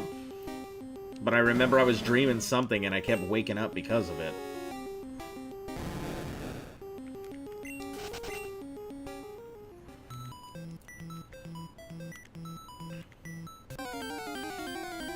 There are a lot of games that I think are pretty fun, like multiplayer and stuff, that I wouldn't so much play by myself anymore. I really, really like multiplayer. I would love to play some Path of Exile with somebody. But nobody ever wants to play Path of Exile anymore, so I kind of just... I don't know. I kind of gave up on playing Path of Exile with friends because none of them ever want to play with me. Let's see, I thought Monster Hunter was really enjoyable at the time, but then it felt super repetitive and I didn't want to do the same things again and again and again. go after the same stuff and farm the same resources for like the 20th time. Or,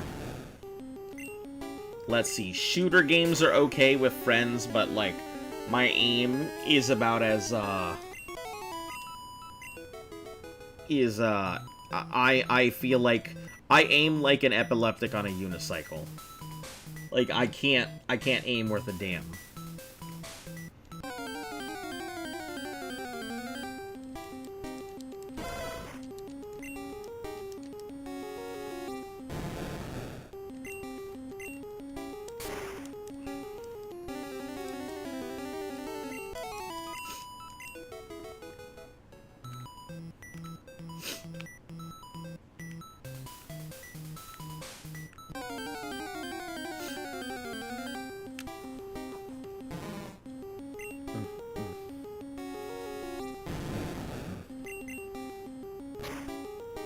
Dragon Wage.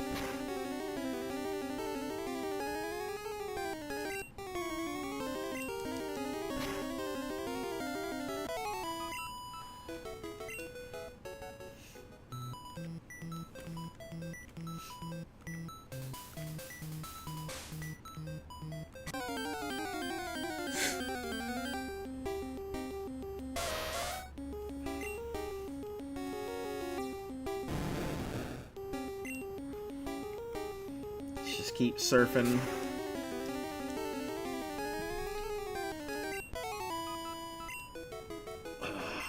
If it were 50, that would be great, but getting to 51... Ugh, what a pain. And I don't want to use a rare candy just to get at the extra level when I can just grind it out.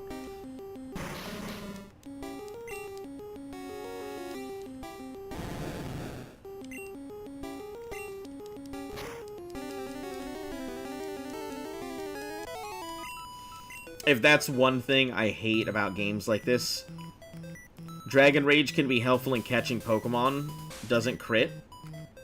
That is true. I never even considered that. It's a good way to get a Pokemon down a specific amount of HP.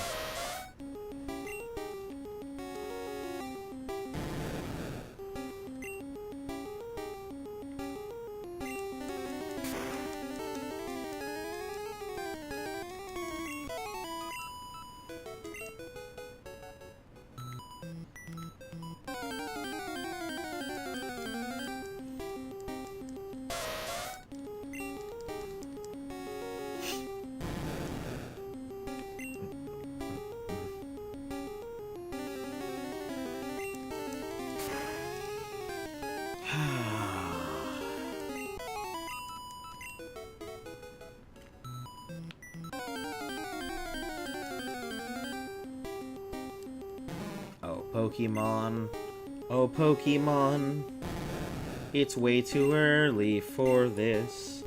Oh Pokemon, oh Pokemon. God damn it, Grimer. You son of a biscuit. That's what I get for singing Christmas music. I get fucking poisoned. Never doing that again.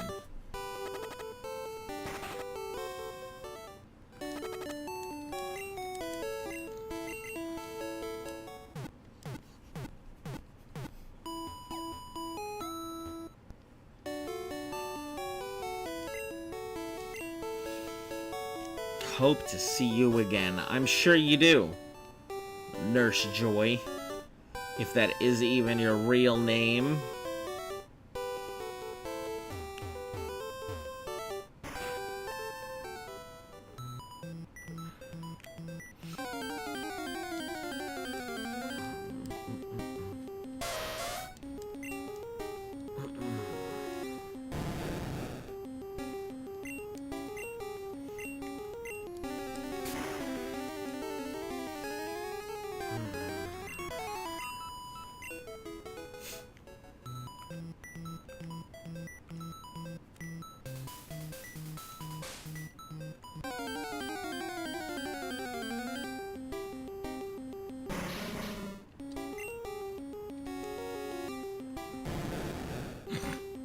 Excuse me. Know where that came from.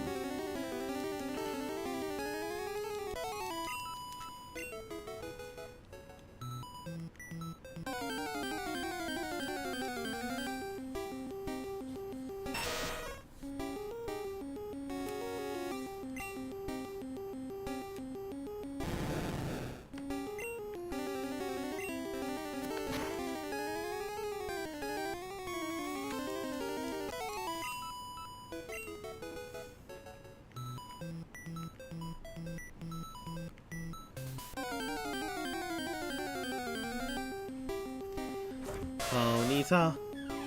Ponyta, Ponyta. Ponyta. Ponyta, Ponyta.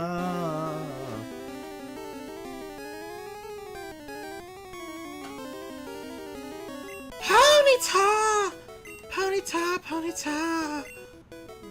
Ponyta, Ponyta. Is your brain melting? No, yes. My brain is melting. I'm just doing the same thing. It's so... It's so unnecessary. I'm just like... So what are you actually doing? I'm grinding! I'm trying to get my Pokemon above level 51 so they don't get one shot. Ah! I'm trying to protect them from the gym leader. And they need to be at above level 51 in order to be protected, is all. Speed up? No, no, no, no, no. As much as I would love to, I am just gonna... I'm gonna bear with it. I'm gonna bear with it because this is how people would play it back in the day. You can't shortcut success.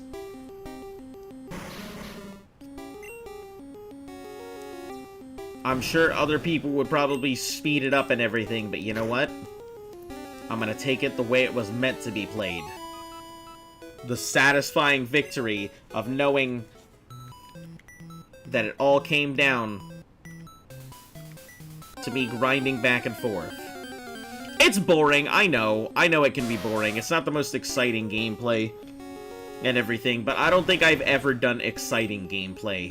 I think I have... Well, I've had exciting moments, but I would say the majority of my gameplay has been grinding to whatever I need to get to.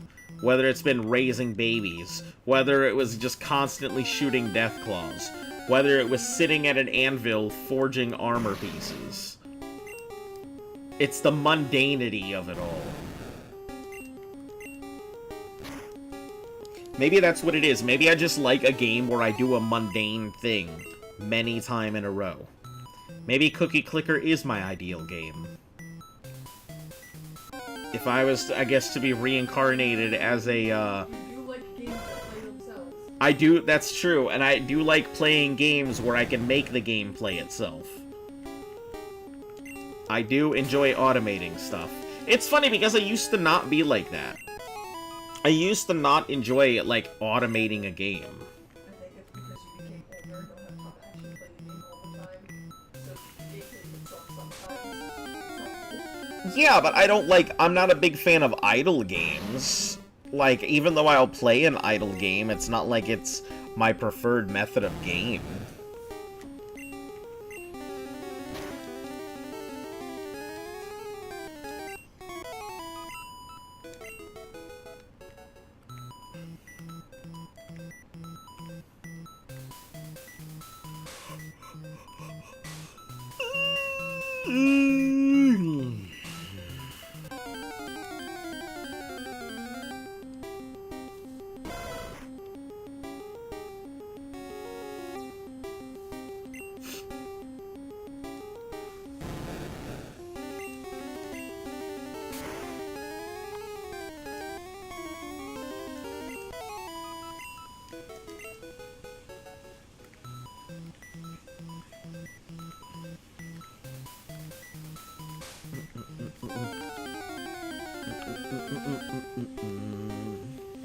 Bum-ba-dum-ba. Bum-ba-dum-ba-ba, ba-da-ba-ba, ba-da-ba. Oh! No, you made that noise. I don't know why you made that noise. What are you doing?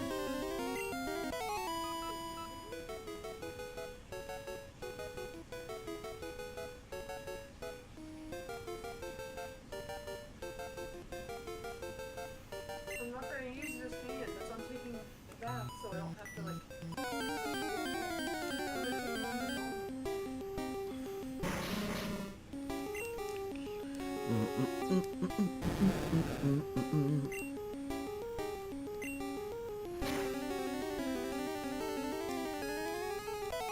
If I just wag my head back and forth while I'm doing this, then maybe I won't. find myself falling asleep at the controller.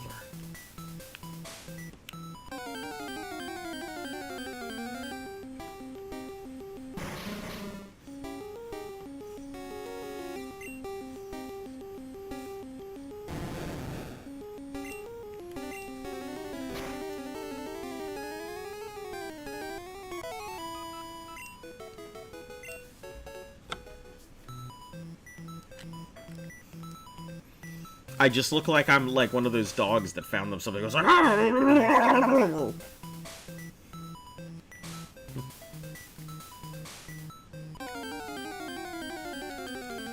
We're almost there. Almost there. All these coughing's going down. All the XP coming round. We're almost there. Almost done. Actually, we're probably not that far. 4,000, maybe. 4,004. Yeah, it's kind of slow, but I know I'm going to be coming back here to do this exact same thing again. Or maybe I'll do this on the grass outside of Victory. As long as I don't run into any one-hit kill moves or stuff like that, or have to deal with self-destructors, I should be okay.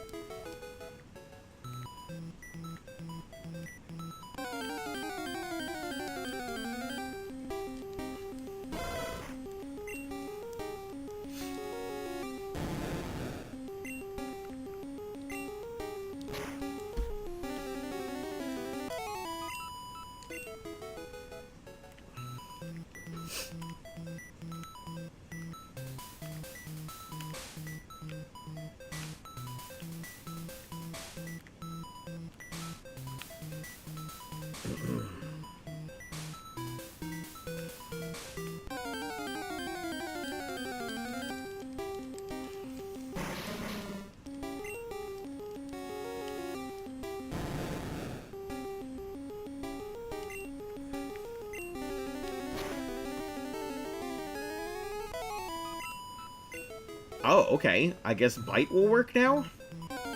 Is my attack high enough that Bite will just start one-shotting things? Or is that just specifically that level 30 coughing?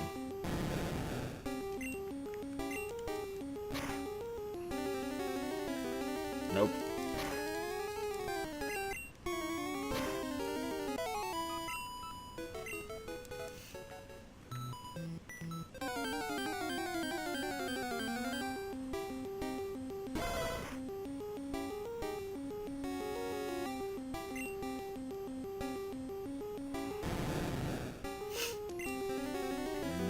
Yeah, just keep biting. Just keep biting, just keep biting, biting, biting, biting, biting. What do? We bite, bite.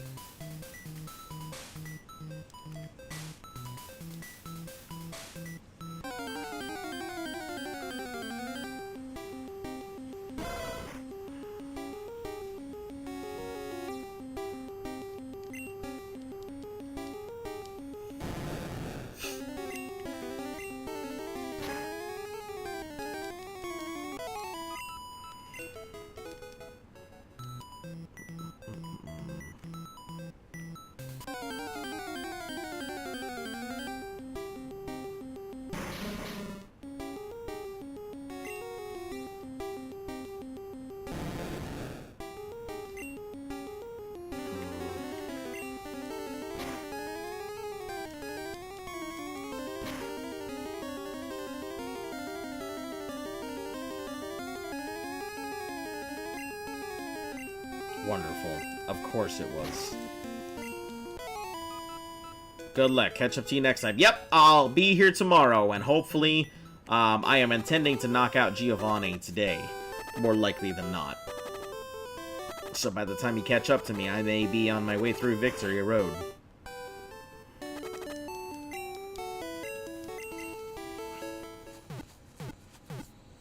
Don't worry, even I know this is boring. But you have a fantastic one. Ugh.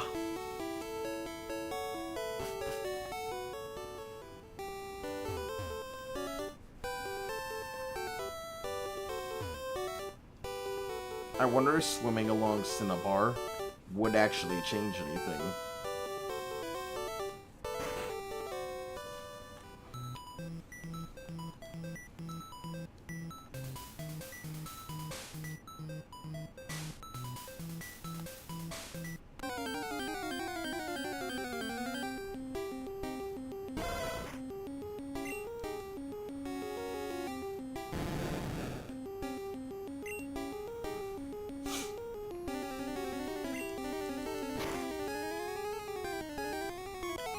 Come on.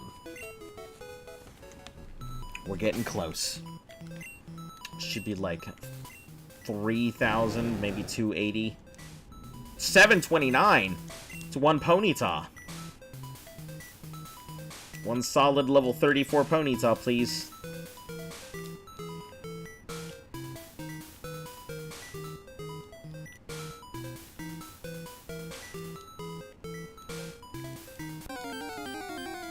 Solid level 34 Ponyta, please.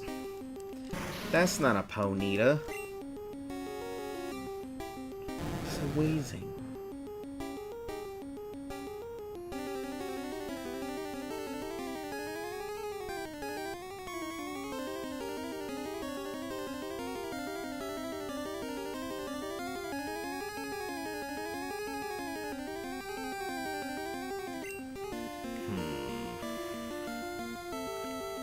Yeah, I guess let's just keep surfing at it.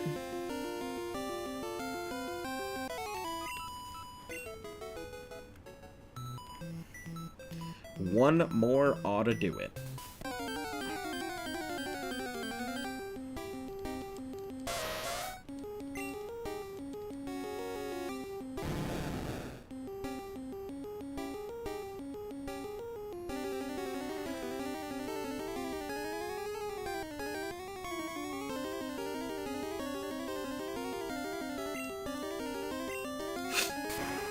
One solid Ponyta.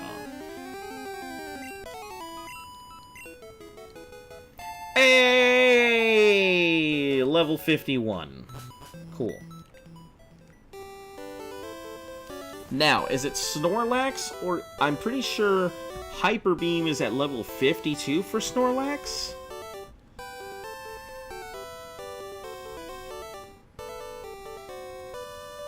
$56 for Snorlax. And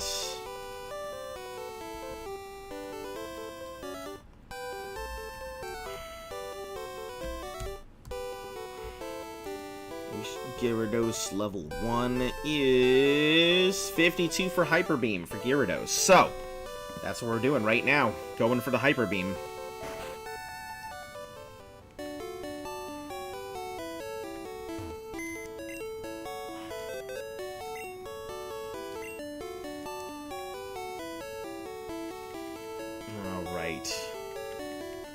Repel, X accuracy, max revive. One rare candy, please.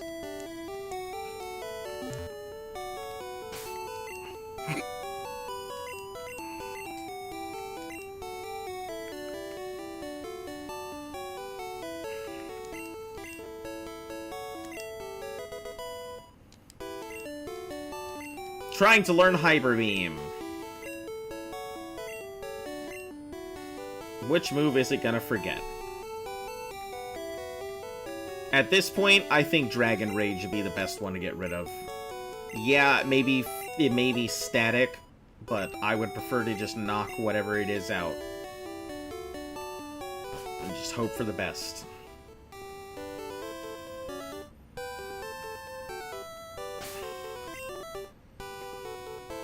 $52, $51. Not a Rattata is 48. We're gonna fly out to Cerulean.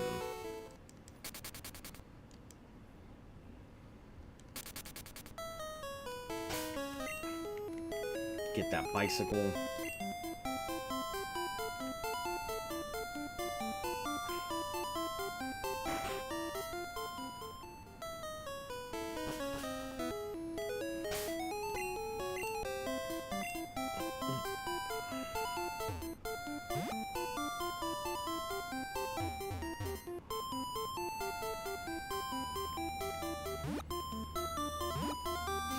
go pick up therapy from his session.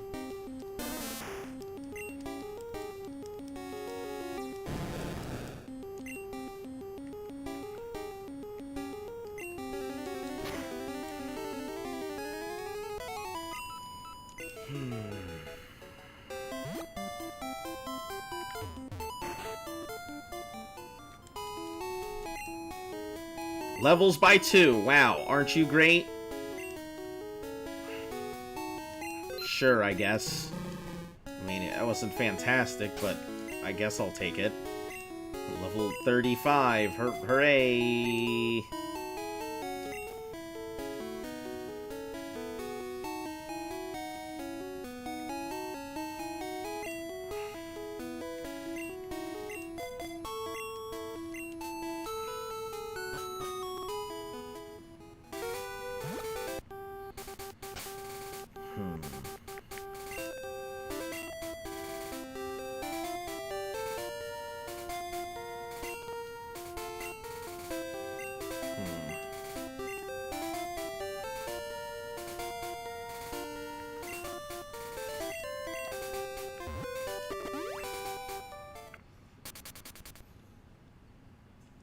You guys think I can do it? I don't know if I can or not.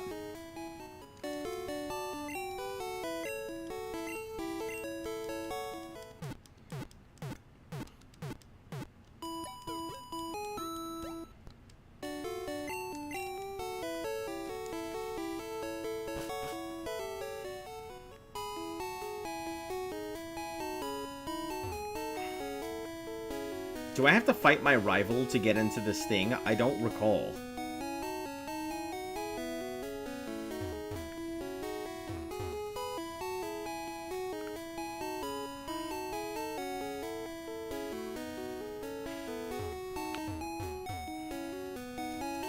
Gym leader has returned. Yep.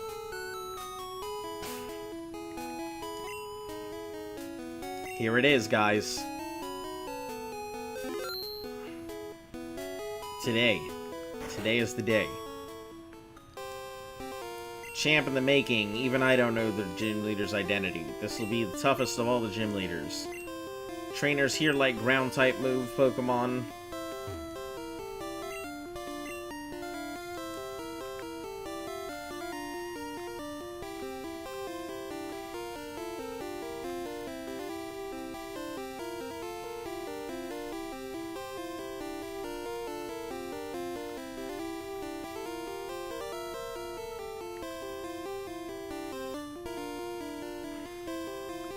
I don't know what that is, so...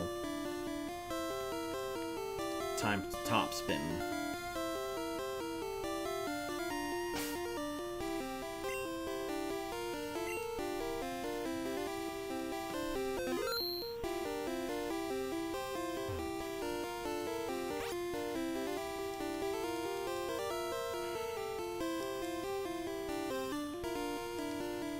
I mean, ground type means I would be strong against them.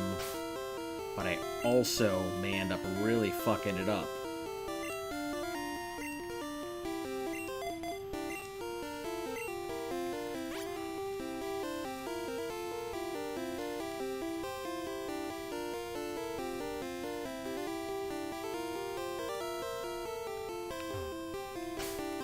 Yeah, I guess let's give it a go. Razor Whip could probably handle a lot of it, but...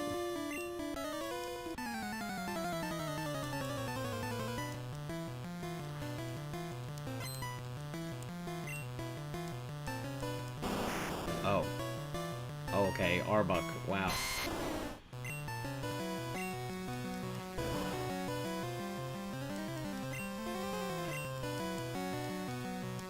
Paralyzed. Fucking wow. Fucking wonderful. Just started and already.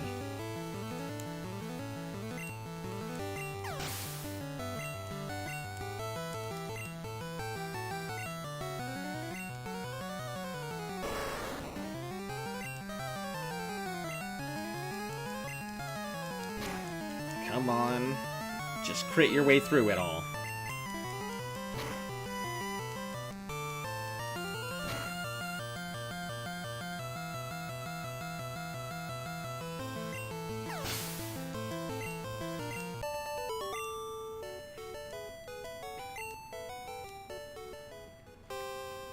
Can I not go back? I don't think I can.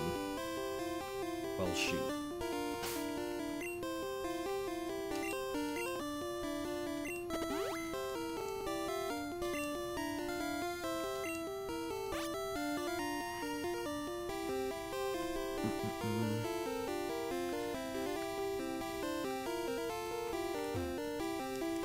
Karate is the ultimate form. Hello again! Welcome back. Sorry I didn't catch your thing the first time. How are you doing, Dynasty Star? You've come at a decent time. I am, coming in here to come deal with the... the gym leader here. Good. I'm glad to hear it. It missed? Come on.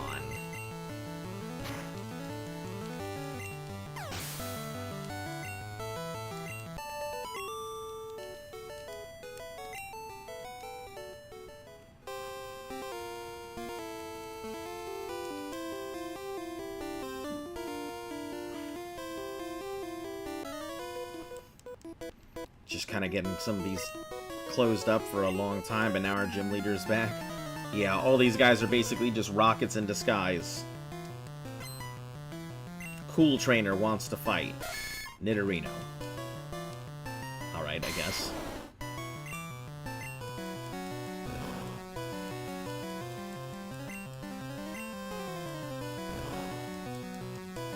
You hit me with the poison sting, what do you expect, my dude?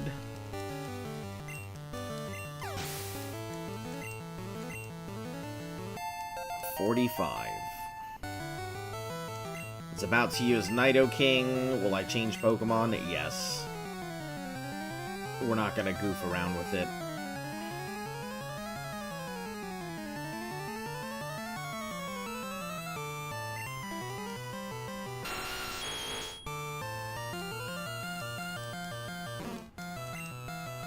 Just in case it knows how to Horn Drill or something.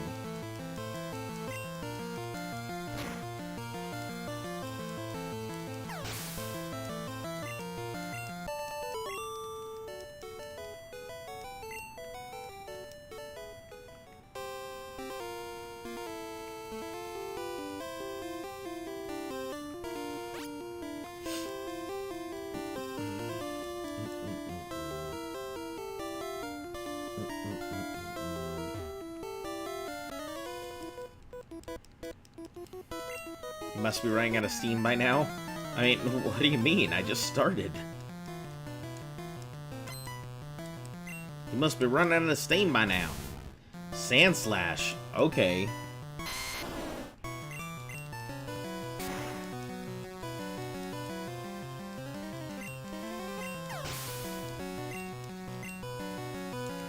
It's about to use Doug Trio. Nope.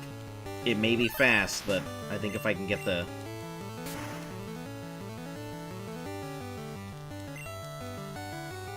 have you ever played New Super Lucky's Tale?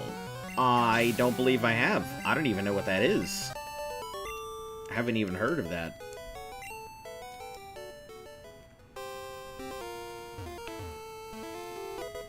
Found a revive. Pointless for me. 3D platformer? Yeah, I have no idea what it is. You really like it? Does it have a storyline? When are you going to play Ark? You and the missus are some awesome Ark players. Can't wait till you start streaming Ark. Well, I don't know. No idea. I know that Survival Ascended already came out on PC. Luft wants to wait until it comes out on consoles so we can play with the with any of the rest of the group we had played with before. I honestly couldn't tell you. And I mean, I'm kind of stuck on this challenge, so you guys know how it is. When I'm in one challenge or another, I'm usually pretty stuck into it. We'll go for, yeah, just Body Slam.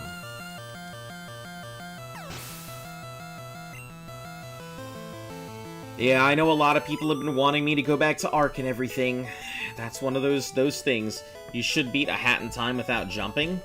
I have seen a Hat in Time, and I don't even know if that's possible to beat it without jumping. I mean, maybe it is, but Oh! Did that ball just disappear? But there was an enemy. There was oh, I got the revive there. I'm dumb. Yeah, it is a platformer.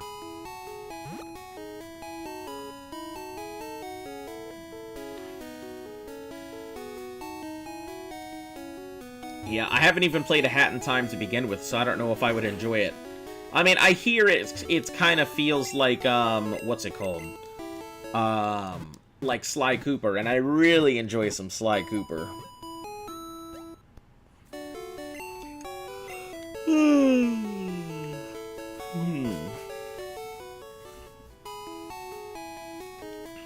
But yeah, if you are looking for art content, the best you're gonna get is probably Luft.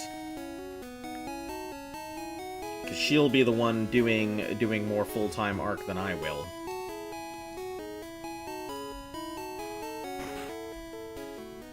I can't speak for her, but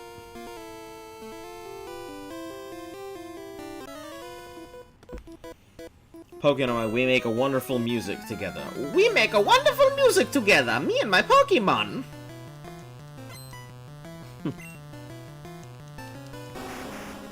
Ooh, nice Rhyhorn. You just keep Razor Leaf and everything.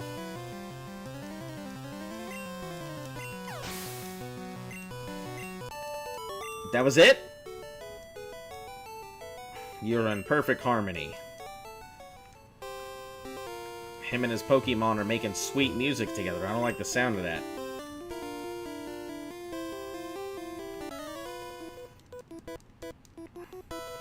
Truly talented, win with style. Sure, kid.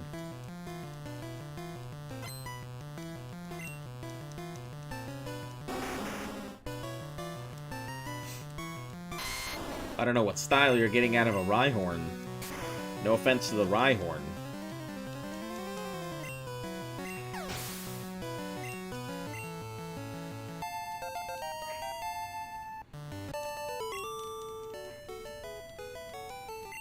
Lost my grip.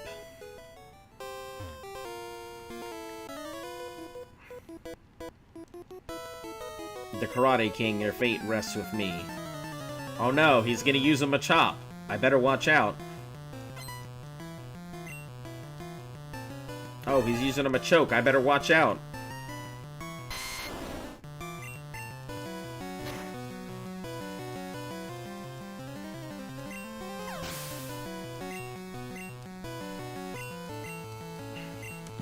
Yeah, it's also one of those things that I've kind of told people that I know a lot of people were into Arc and everything, but like, I don't know if I'm ever really gonna go back to it. I mean, I would love to play it here or there, but like, I'm not. As much as I know Arcmania is taken over, and I'm probably gonna miss a bandwagon on it, I feel like I would much prefer to come back to Arc on my own, and I don't have the time to invest into Arc like I used to. I really can't put in that massive amount of time that I used to put into Arc.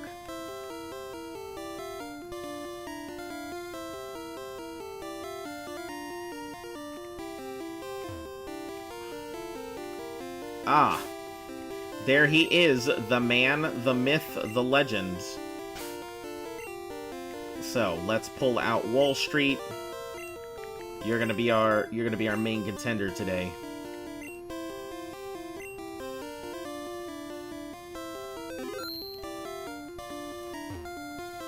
Waha, this is my hideout. I plan to resurrect Team Rocket here.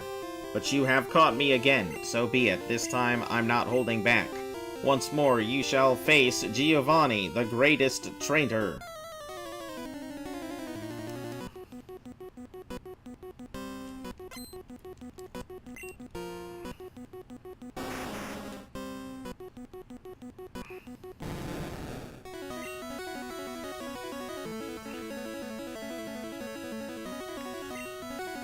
I should be able to just surf my way through most of this, I think.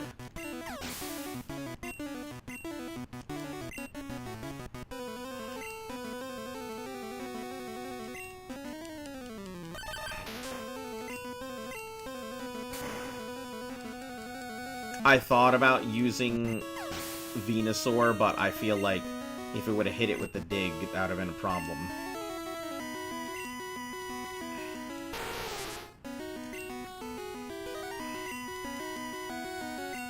Oh, I missed? Guard Spec. Okay. Didn't see that one coming. Not like it helped much. It's about to use Nidoking. This is it. This was the big scary right here. It was only level 45? Have I been looking at the wrong stats the whole time? I definitely thought it was level 50. Have I been looking at the wrong Nidoking? Oh no, I think I have. Oh, nope, there it is. There is the Rhydon. Why does it look like that? Short and chonk. Defeated Giovanni. Ha! That was truly an intense fight. You have won. As proof, here is the Earth Badge. Oh. The Earth Badge makes Pokemon of all levels obey. It is the evidence of your mastery as a trainer. With it, you can enter the Pokemon League. It is my gift for your Pokemon League challenge. Is that Horndrill? Fissure. It will take out the Pokemon with just one hit. I made it when I ran the gym here. Too long ago. Having lost, I cannot face my underlings. Team Rocket is finished forever. I will dedicate my life to the study of Pokemon. Let us meet again. That's all he needed? He needed a big ass whooping to, like, be like, I will dedicate my life to studying Pokemon! I am the greatest trainer, but Team Rocket will rise again! Like, what a fucking comic-ass villain. Blow me. Giovanni was gym leader here? Gym leader has returned. No, he hasn't. He's gone.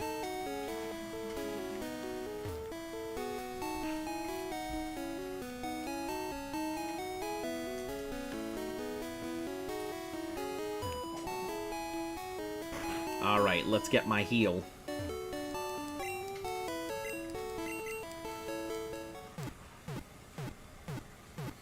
I need to see what the Pokemon look like on the path. Because I might end up grinding there, but we gotta see what we're working with first. Gotta see what we're working with.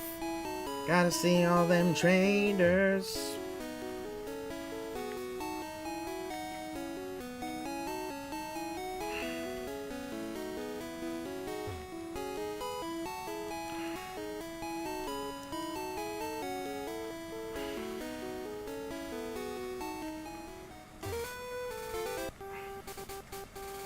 Hold on. First, let me find out where we are.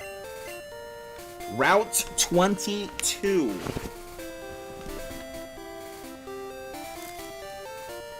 Do I have 22 yet? I do not.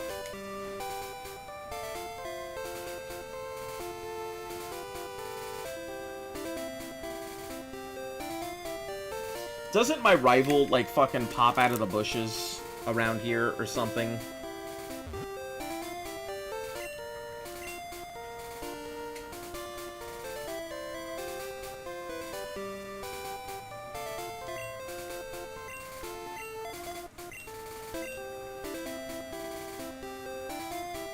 Route 22.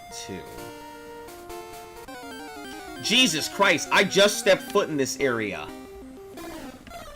There's a Spearow. A level 3 Spearow. That's not even worth... It's literally not worth the move I'm gonna use on it.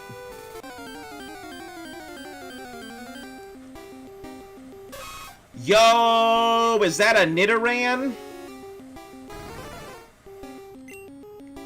That is a Nidoran. There it is.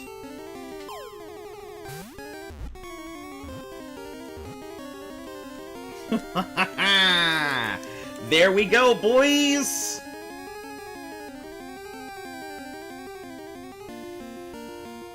Nidoran male.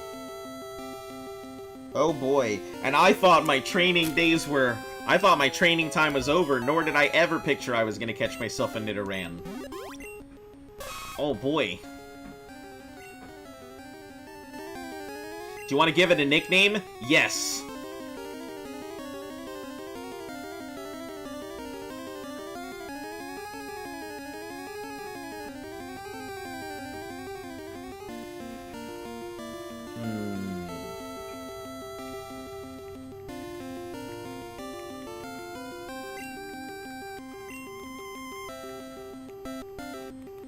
We're gonna name this thing TM Dumpster.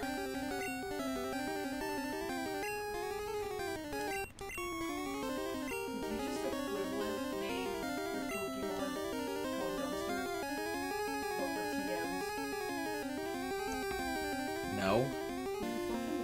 No, it's because it's where all my TMs are gonna go. It's gonna use all the moves that I need. It's gonna be my multi-tool. Because I thought it was funny. Fine. I'll name it. That's okay. That's okay. I'm gonna name it Lemon Sauce now. Now you're gonna get confused. No, I'm gonna name it Lemon Party so I don't get confused.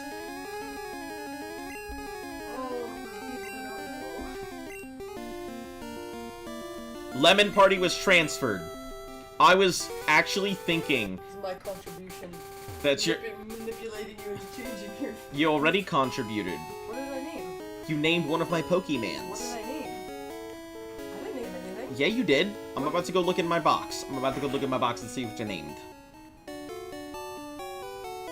Why are you flicking me off? I'm not. I'm showing you my finger. Oh, yeah. I see. It's looking A lot better. a lot better, but it's don't fucking put it in your mouth. Fucking lit liquor? That's your next Pokemon. Lit liquor? It's gonna be Lickitung. The next Lickitung you ever get is gonna be Lit Liquor. Alright, so I actually have a really hard decision to make here. So I have my not a Rattata, I have my Fearow, my Lapras, my Gyarados, my Venusaur, my Snorlax, or my Hitmonlee. If I drop my Hitmonlee, yes, I can get myself a strong Pokemon in Nidoran, but I don't know if it's worth, like... I mean, Hitmonlee it's got some pretty damn high attack. That's the one that boxing was, right? No, that's Hitmonchan. A lot of people tend to choose Hitmonchan, but I am a Hitmonlee supremacist. What's Hitmonlee? The one with the legs. Oh. The potato with legs. You know why? You know why it's better? This stat right here. The attack stat. At level 35, it has almost... At level 35, it has almost 94 attack. Does it show your mouse? Yeah, Oh. right there. So, like, it's a pretty solid ball buster. The only problem is its speed is decent, its defense is pretty mid, and its special's bad. But I think I'm gonna have to deposit Therapy, and I think I'm gonna have to withdraw Lemon Party. No, what did you... Therapy? Therapy is the Hitmonlee. Let's see, there's Toucan, which I don't even remember what Toucan's the Ammonite. Rock Water. There's D's Nuts. There's Gowilop. My Leg. Cthulhu. Oh! Plague Master. Oh, I don't even remember what the Pokemon was. It's Eradicate. Yes! Because it was a rat. Actually, quick question, what its stats are. Ah, it's mid. It would have been possibly really good, but it's pretty mid. So, yeah, we're gonna withdraw Lemon Party. Do you think it's too late for coffee? I mean, that's up to you. Whether you think it's too late for coffee. Alright, so we're gonna take Lemon Party. We're gonna put it to the front. And we're gonna take it to the Pokemon Mansion. after we save. Because Lemon Party is going to be our big thing. I also need to find what is the ideal time to evolve this thing.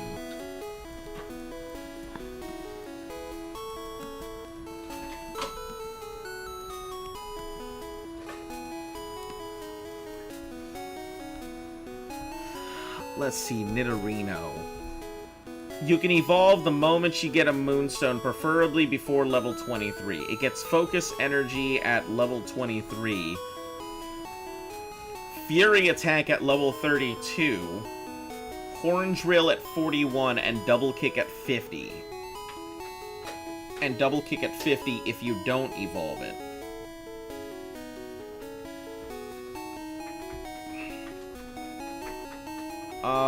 Let's see, out of the moves, none are really helpful. Focus Energy just isn't worth it in the game.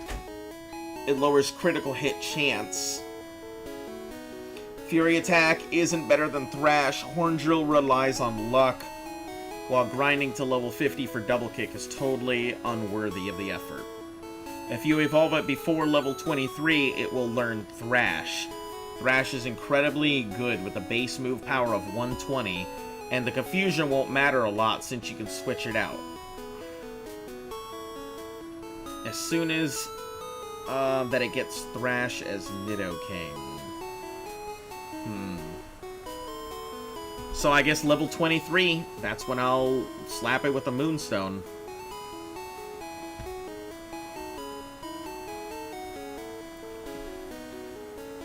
I appreciate the heads up on letting me know. I said I was doing it when I did it. Oh, couldn't hear it, sorry. Sorry. That was my fault.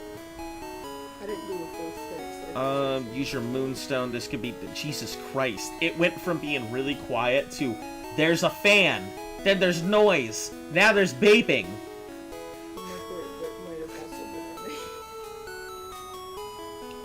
Battle at your convenience. I guess I'll go ahead and... like...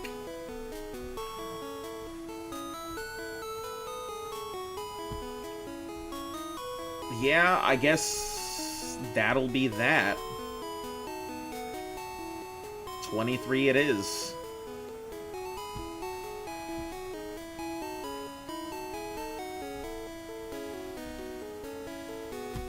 Alright, cool. Let's go ahead and deposit some of this stuff and get going.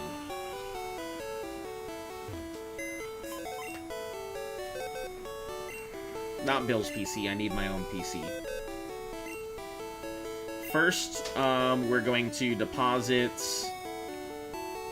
I don't need my Super Rod anymore. I'm not going to be catching any stuff like that.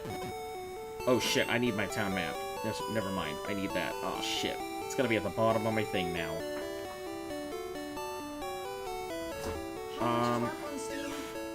What? How much is Arc on Steam? 60? I don't know. I think it's less than 60. I'm pretty sure. I would sure hope so. Secret key. Let's deposit that. TM38. TM27.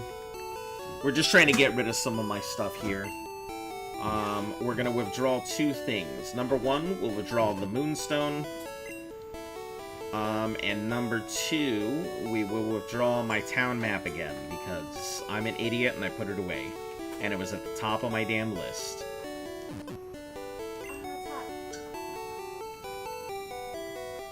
Let me see.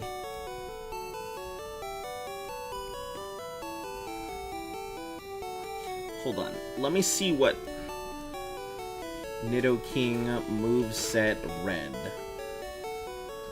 Gen 1.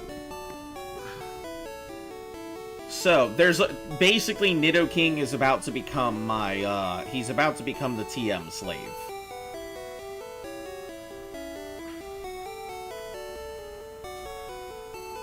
So, the reason we'll evolve it at 23 is so that we can get Thrash. Nidorino does have the capability to learn Horn Drill. I don't think it's worth it at this point to run a Horn Drill thing. So, we'll teach it Thrash. Just because, like, with the 30% chance to hit with Horn Drill, I don't know if it's worth it.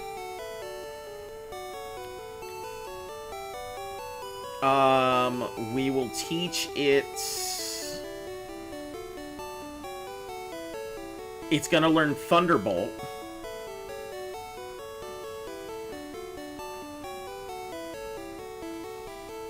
I'll probably teach it Fire Blast, Thunderbolt, and Fire Blast. And I don't really know what to put as my, That's so big.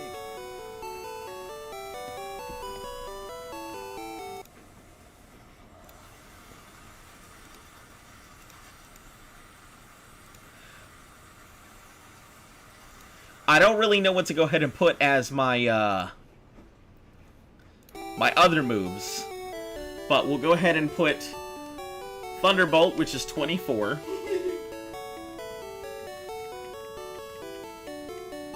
Thunderbolts will get 24. Fire Blast is 38.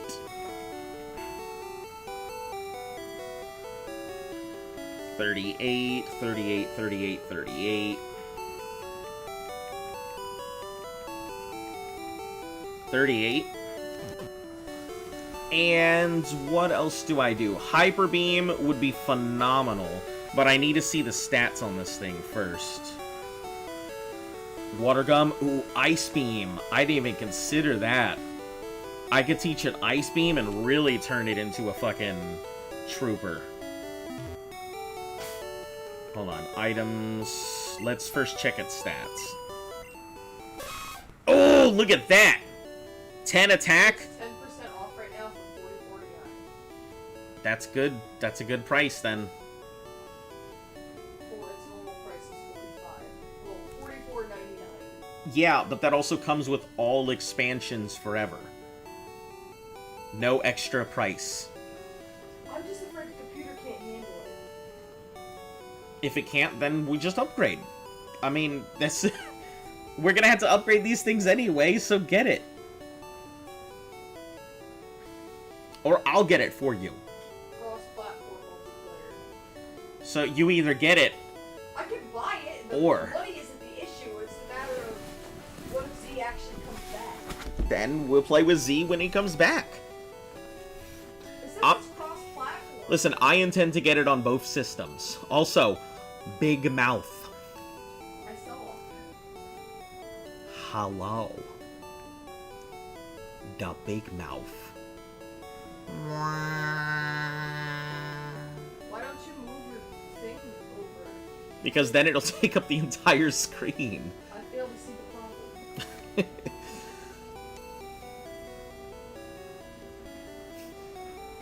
Alright. So yeah, Head pats you need boobs. I think when I was gonna put the head pats and put it right on its snoot. Yeah. Instead of like between its ears. Yeah. But yeah, I mean, I guess Ice Beam would be pretty good, because we're probably not going to do too much with it. Leer, Tackle, that's fine. I could put Thrash. It's 120 with the Confusion on top, and I could always use Thrash to, like, slap something really hard. Let me see. Can I teach it the moves right now is the question.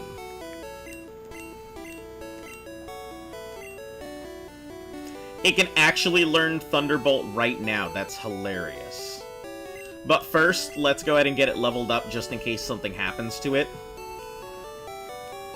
And I can also see how its special is going to play out.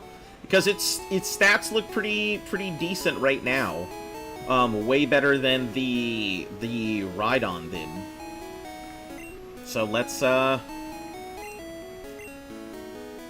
go get some stuff.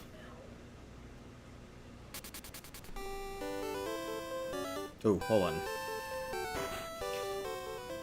I seriously have to consider whether I want to take Kadabra, because the thing is, if I bring in that Thero, I will not have the Kadabra for dealing with psychic types and shit. or dealing with ghost types.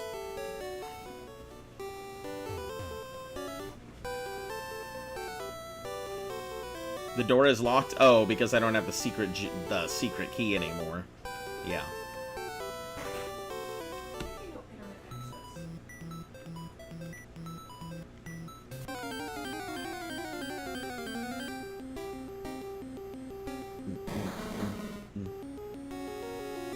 Okay. Why did it have to be a fucking wheezing? I am in serious trouble.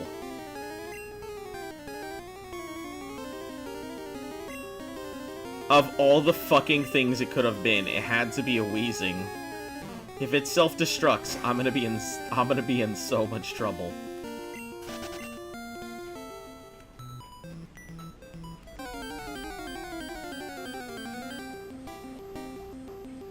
Okay, that's doable.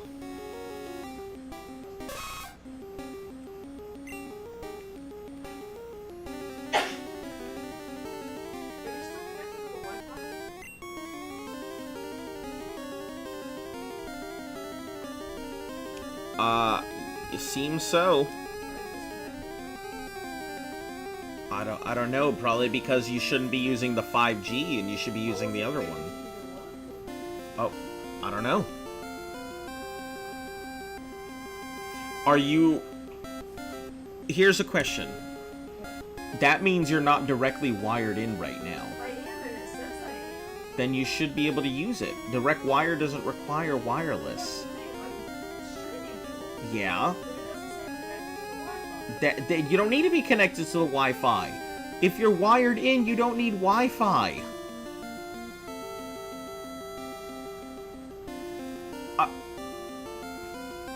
I don't know what to tell you, but I'm letting you know that's not how it works.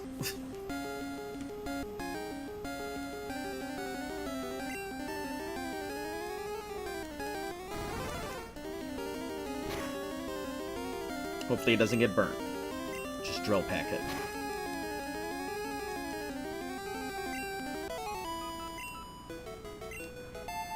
Grew to level 9. Wonderful.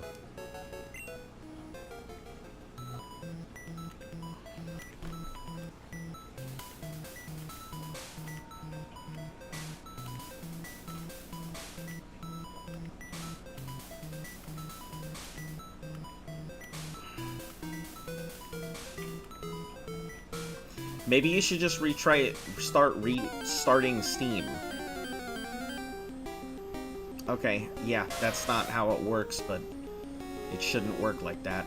I'm just letting you know, if it is saying it's connected, and it's saying you have no internet connection, then there's something wrong with the system, and you probably need to restart.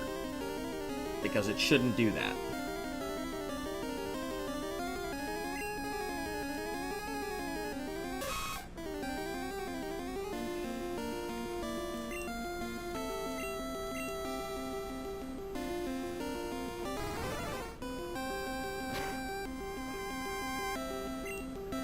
Drill pack.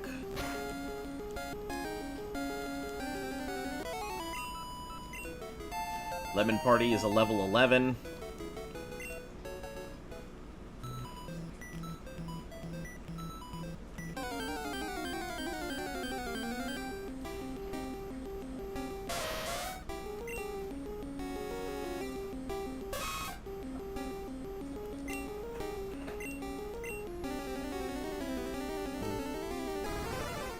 Right, let's drill peck it again. Even if something gets burned or whatever, that's fine. I don't care if it gets burned. We're not too worried about that.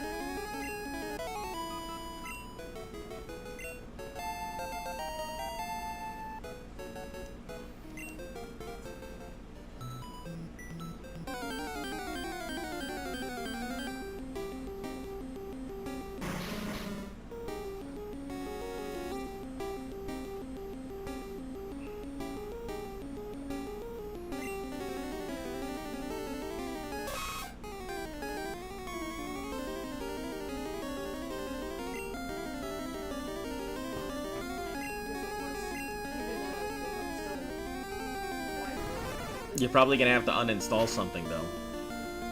If you...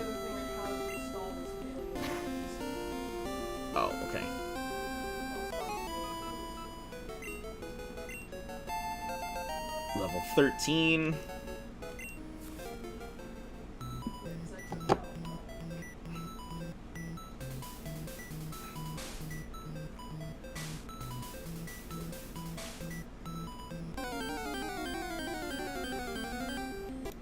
Alright, let me go ahead and, Good, now we're off big mode.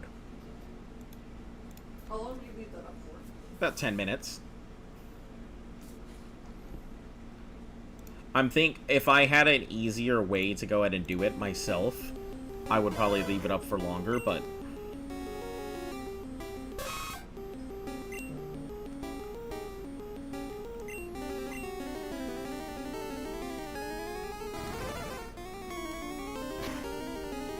Ooh, takedown. That is, not a fun one.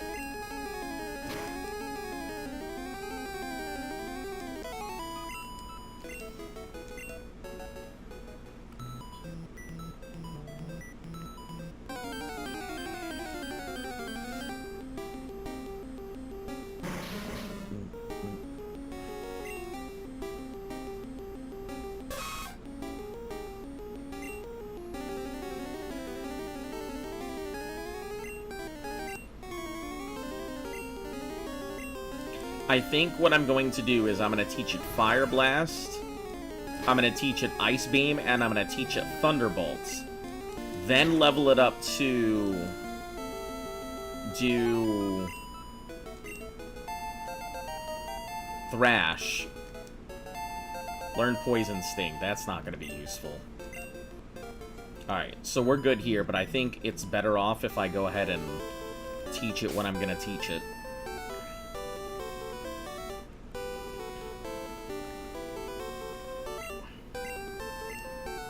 Contains Fire Blast. Teach it. Yes. Lemon Party is not 8-0 because it needs to be larger to use it. Okay.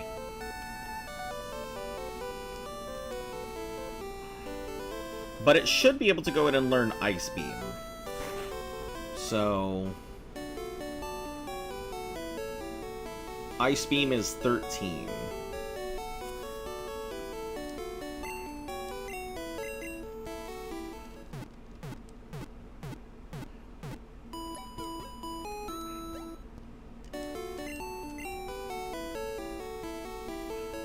Yeah, I guess we're gonna have one more giant training arc here in the thing still. Alright, Bill's PC. It is 13 I am looking for. That's not what I need.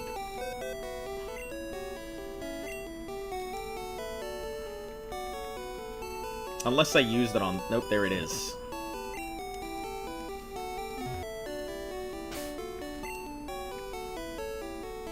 Alright, 13, use it. Contains Ice Beam. Lemon Party is not able to use it right now. Jesus Christ. It can't learn a damn thing. It can learn, like, Thunderbolt. For some fucking reason.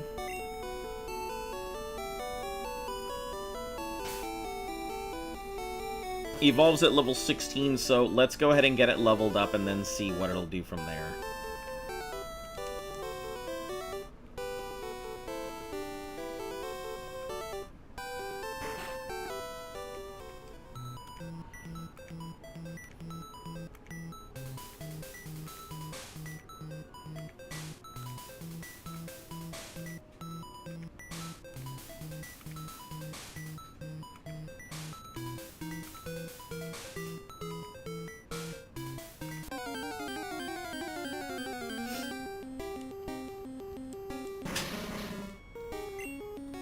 Good old coughing.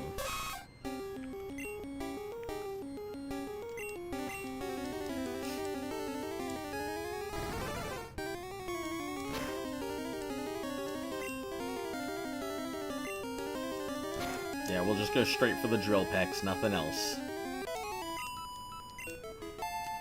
15.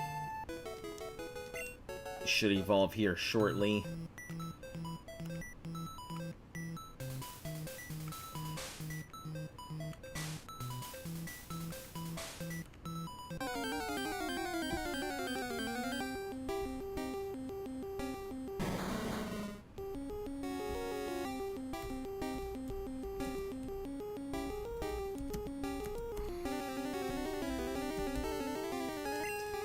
fucking wheezing of fucking course. We're not gonna risk it with the thing to get it knocked out, so we'll just switch in something else.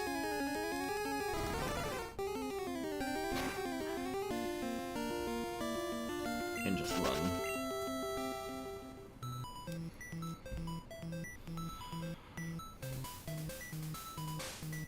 Level 16 to Night King when exposed. The best time to evolve Nidorino depends on the moves that you want.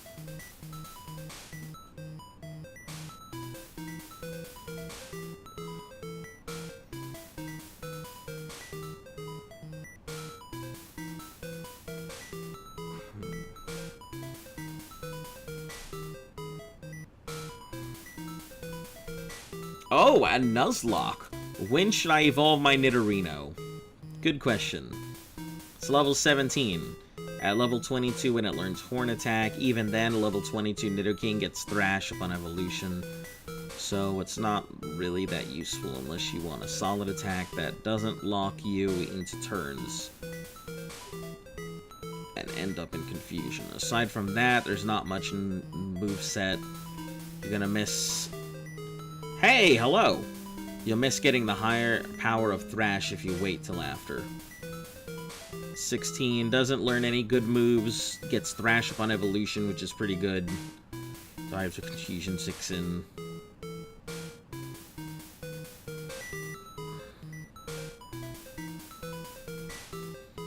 Using normal leveling and play the game as is, Nidorino would level up faster, but...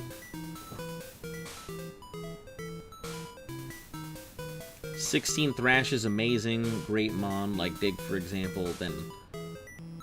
Huh, okay, yeah. That's exactly what I plan to do, is do it for coverage. Alright, that answers my question there.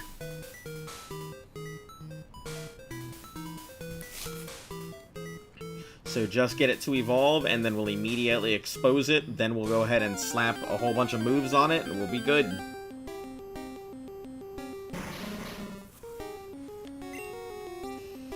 I'm so lucky that, like, right near the end, I caught the last thing that I needed for coverage.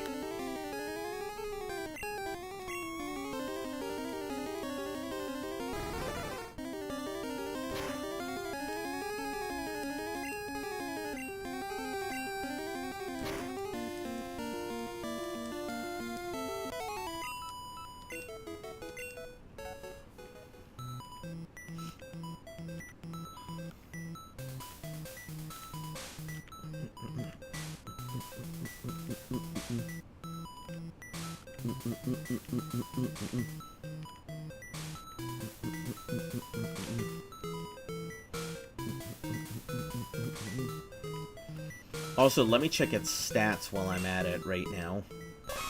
25. So, okay, it's not too bad. 25, 23, 17 to 19. It's got pretty low defense. And its special is nothing too hot, either.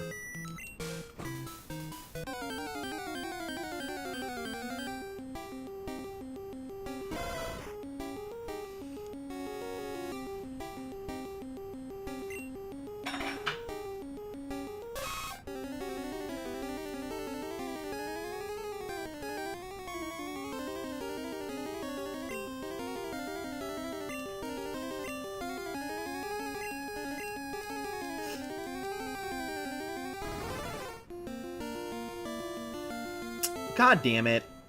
Are you gonna make me run away, Growlithe? Come on.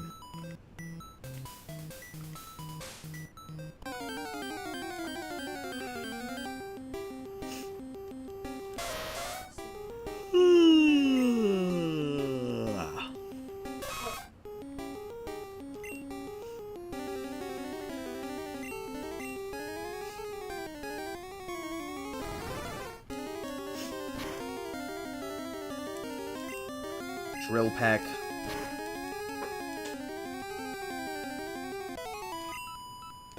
Nice. There it is, 16. Yep, we'll let it evolve, see what its stats are afterwards.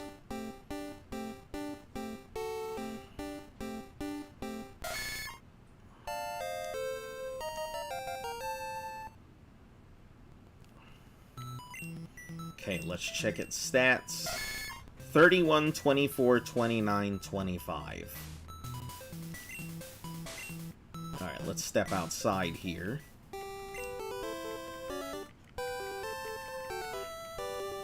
Gotta teach it a couple things if I can.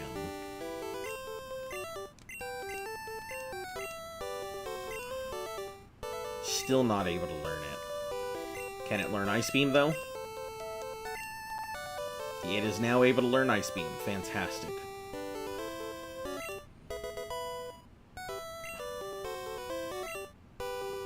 Alright, Ice Beam is going to take it to...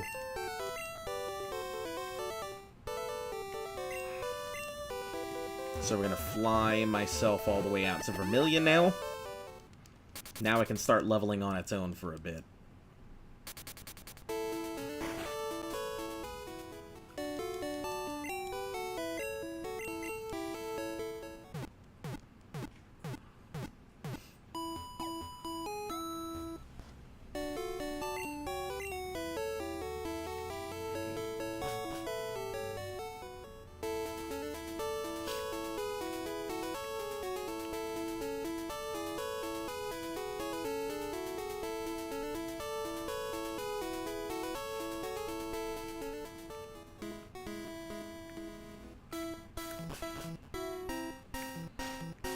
You guys know the drill. You know what guess what day it is.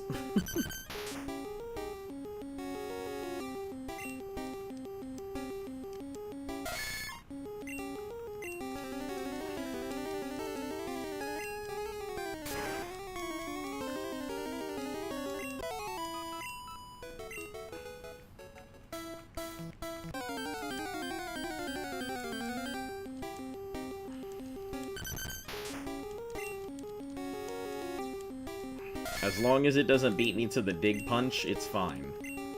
Which, that it did just now.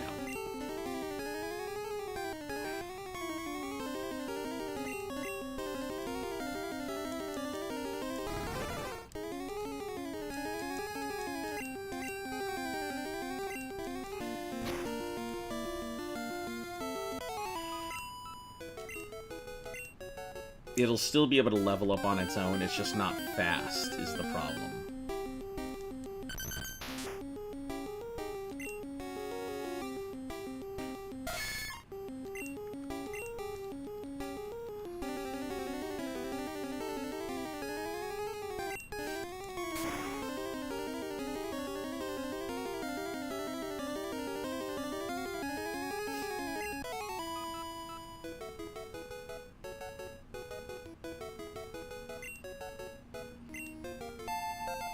$17.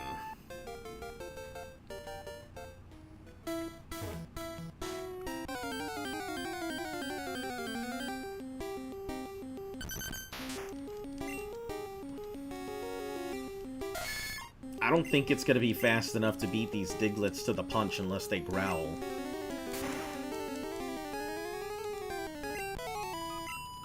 But this Ice Beam will be good enough to keep it going. My only thing is it's not going to have very many Ice Beams, so we're probably going to end up having to heal this thing a lot.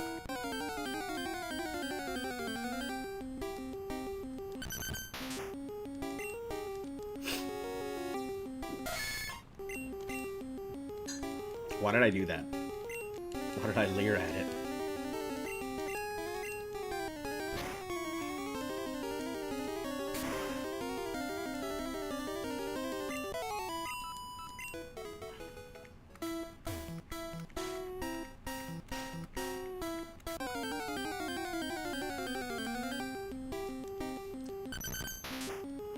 Yeah, we just have to get it before level 22.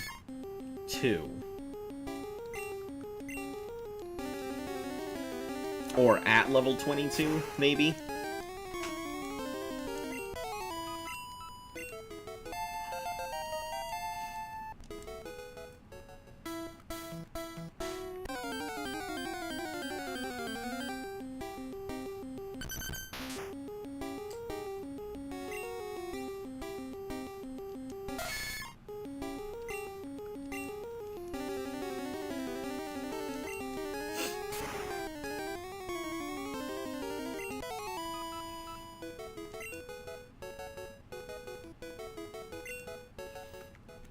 Should be good. Just keep grinding.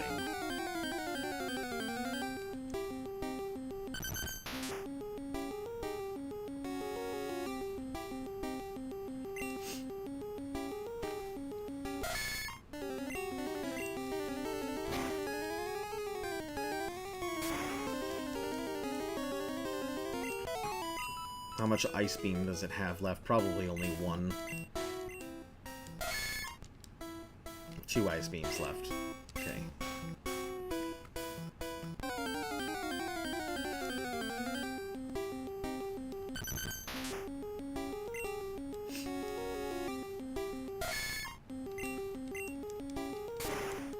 Okay, it's faster than a level 15 Diglett. That's good to know.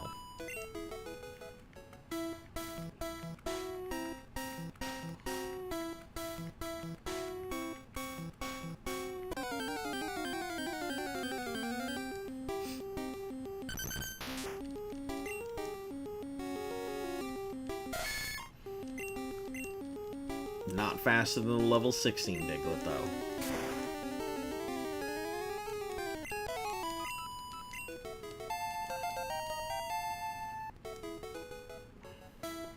Alright, we gotta heal up. It's got no attacks left whatsoever, so...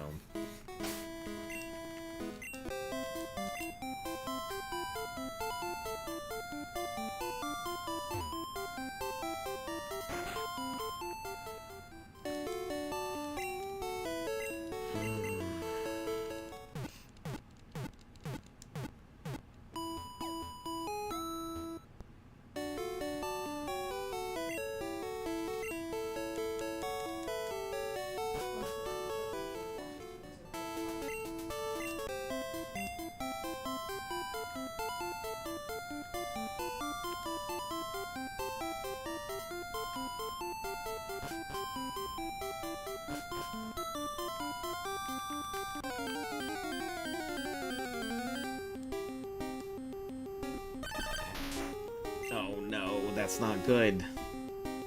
That's 10 levels above me. So we'll just throw out the Notaratata. I figured it would dig a hole, so I'll just fly up in the air.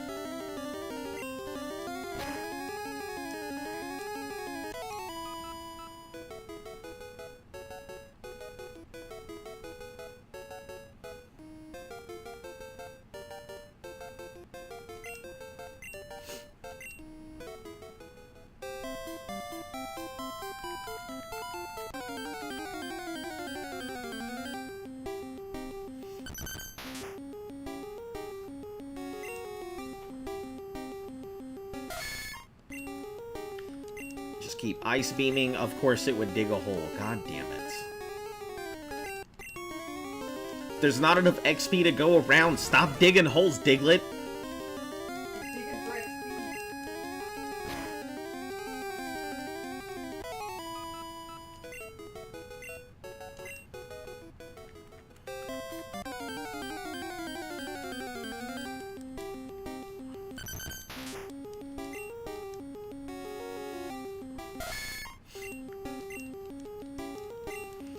Oh my god. There's not enough. Stop, Diglett.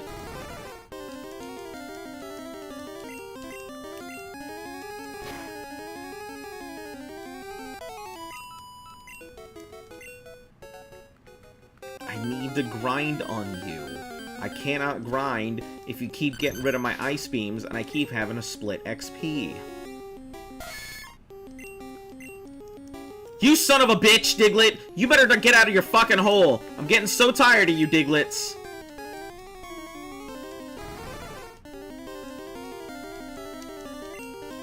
Here I am cursing at a Pokemon game.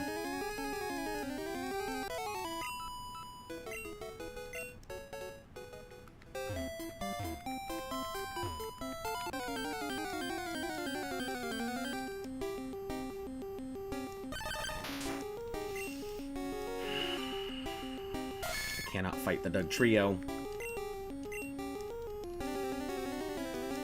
Not with this thing. Of course, dig a hole. How about I fly in the air? How does that look, Diglett? Excuse me, Doug Trio. 3 Digletts. in one hole.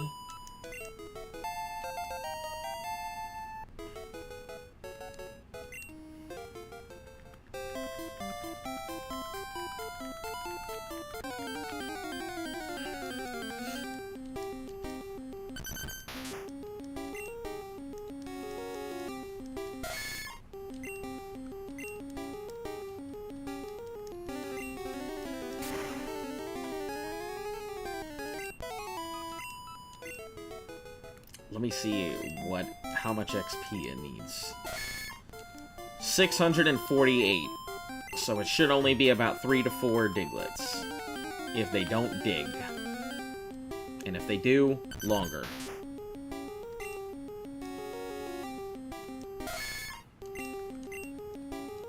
Of course they'll dig. Of course they'll dig. There's nothing else that Diglets do other than dig. That's why they're called Diglets. They couldn't be called Shitlets. Because that's all they are, is shit.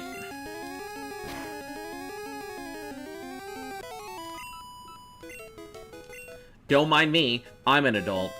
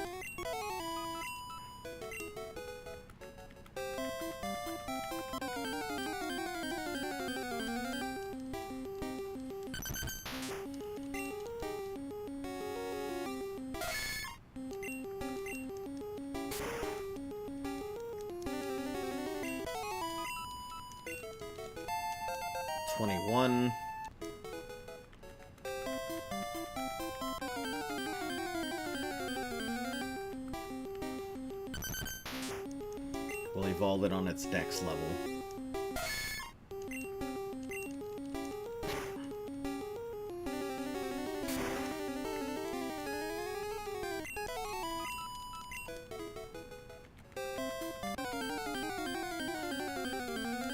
Got one more ice beam and that's it.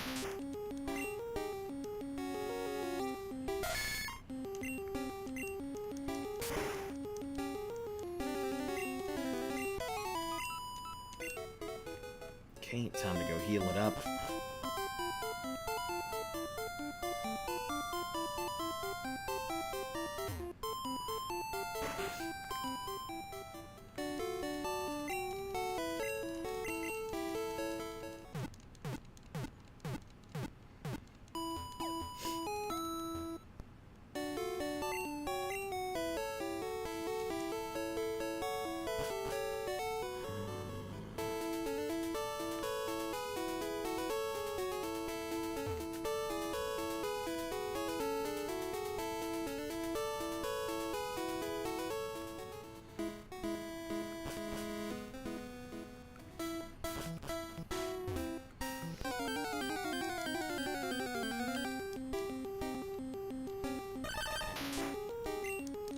Of course it'd be a Doug Trio. I don't know if I'm fast enough.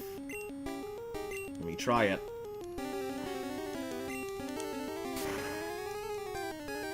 I'm not strong enough is the issue.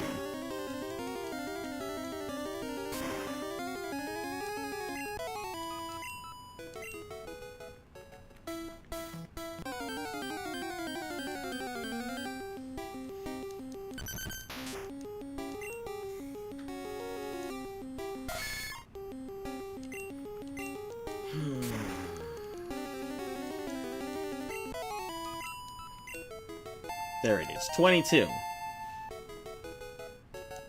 Now, we'll go ahead and Moonstone it.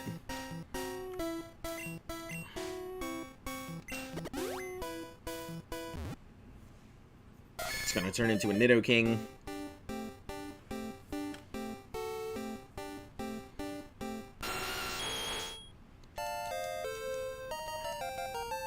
Should learn Thrash.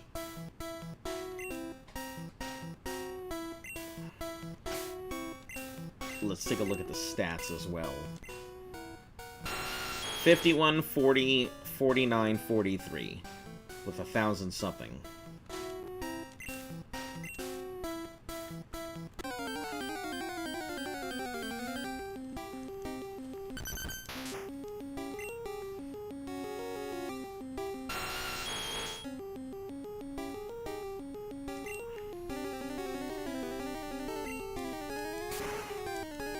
Yeah, we should be able to just Ice Beam our way. I think I'll be just fast enough to be able to beat them to the punch now.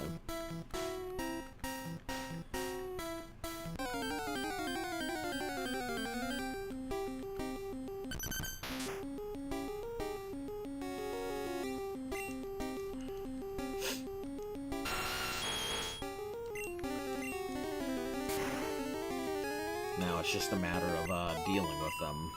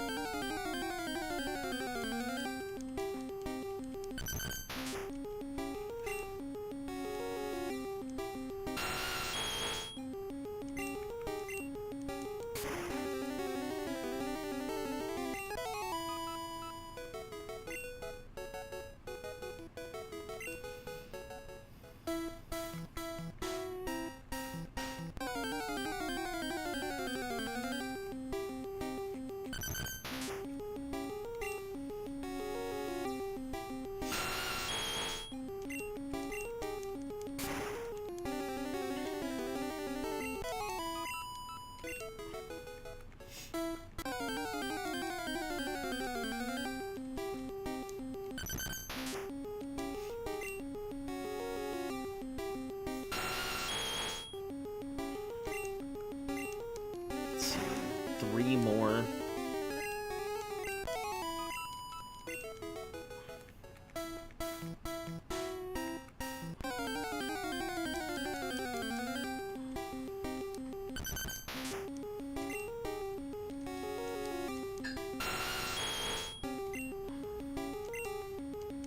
Why did I just use Leer instead of fighting it like I'm...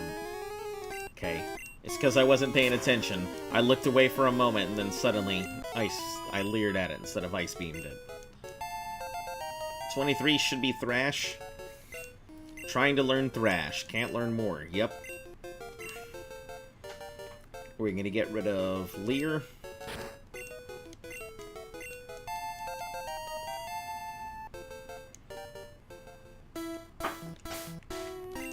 And...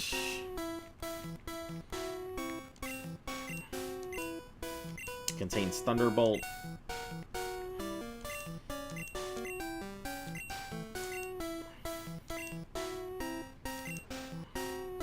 We're gonna get rid of Poison Sting for Thunderbolt.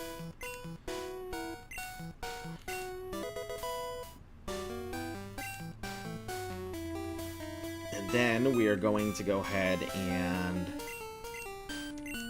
have it use Fire Blast. Actually, good question. Maybe I shouldn't have it learn Fire Blast. Maybe I should have it learn Hyper Beam instead. Well, Thrash has the same settings as Hyper Beam does. 120 with the confusion as the drawback. So yeah, I guess Fire Blast it is. I don't have a Fire Pokemon to use it, so... goodbye, Tackle.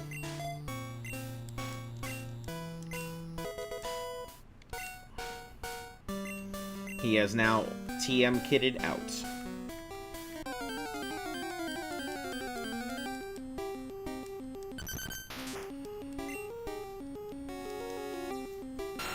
But the funny part is now it's not going to be able to use any normal moves. It's going to Thrash, but then it's going to get confused. As long as it hits it hard enough, it doesn't matter.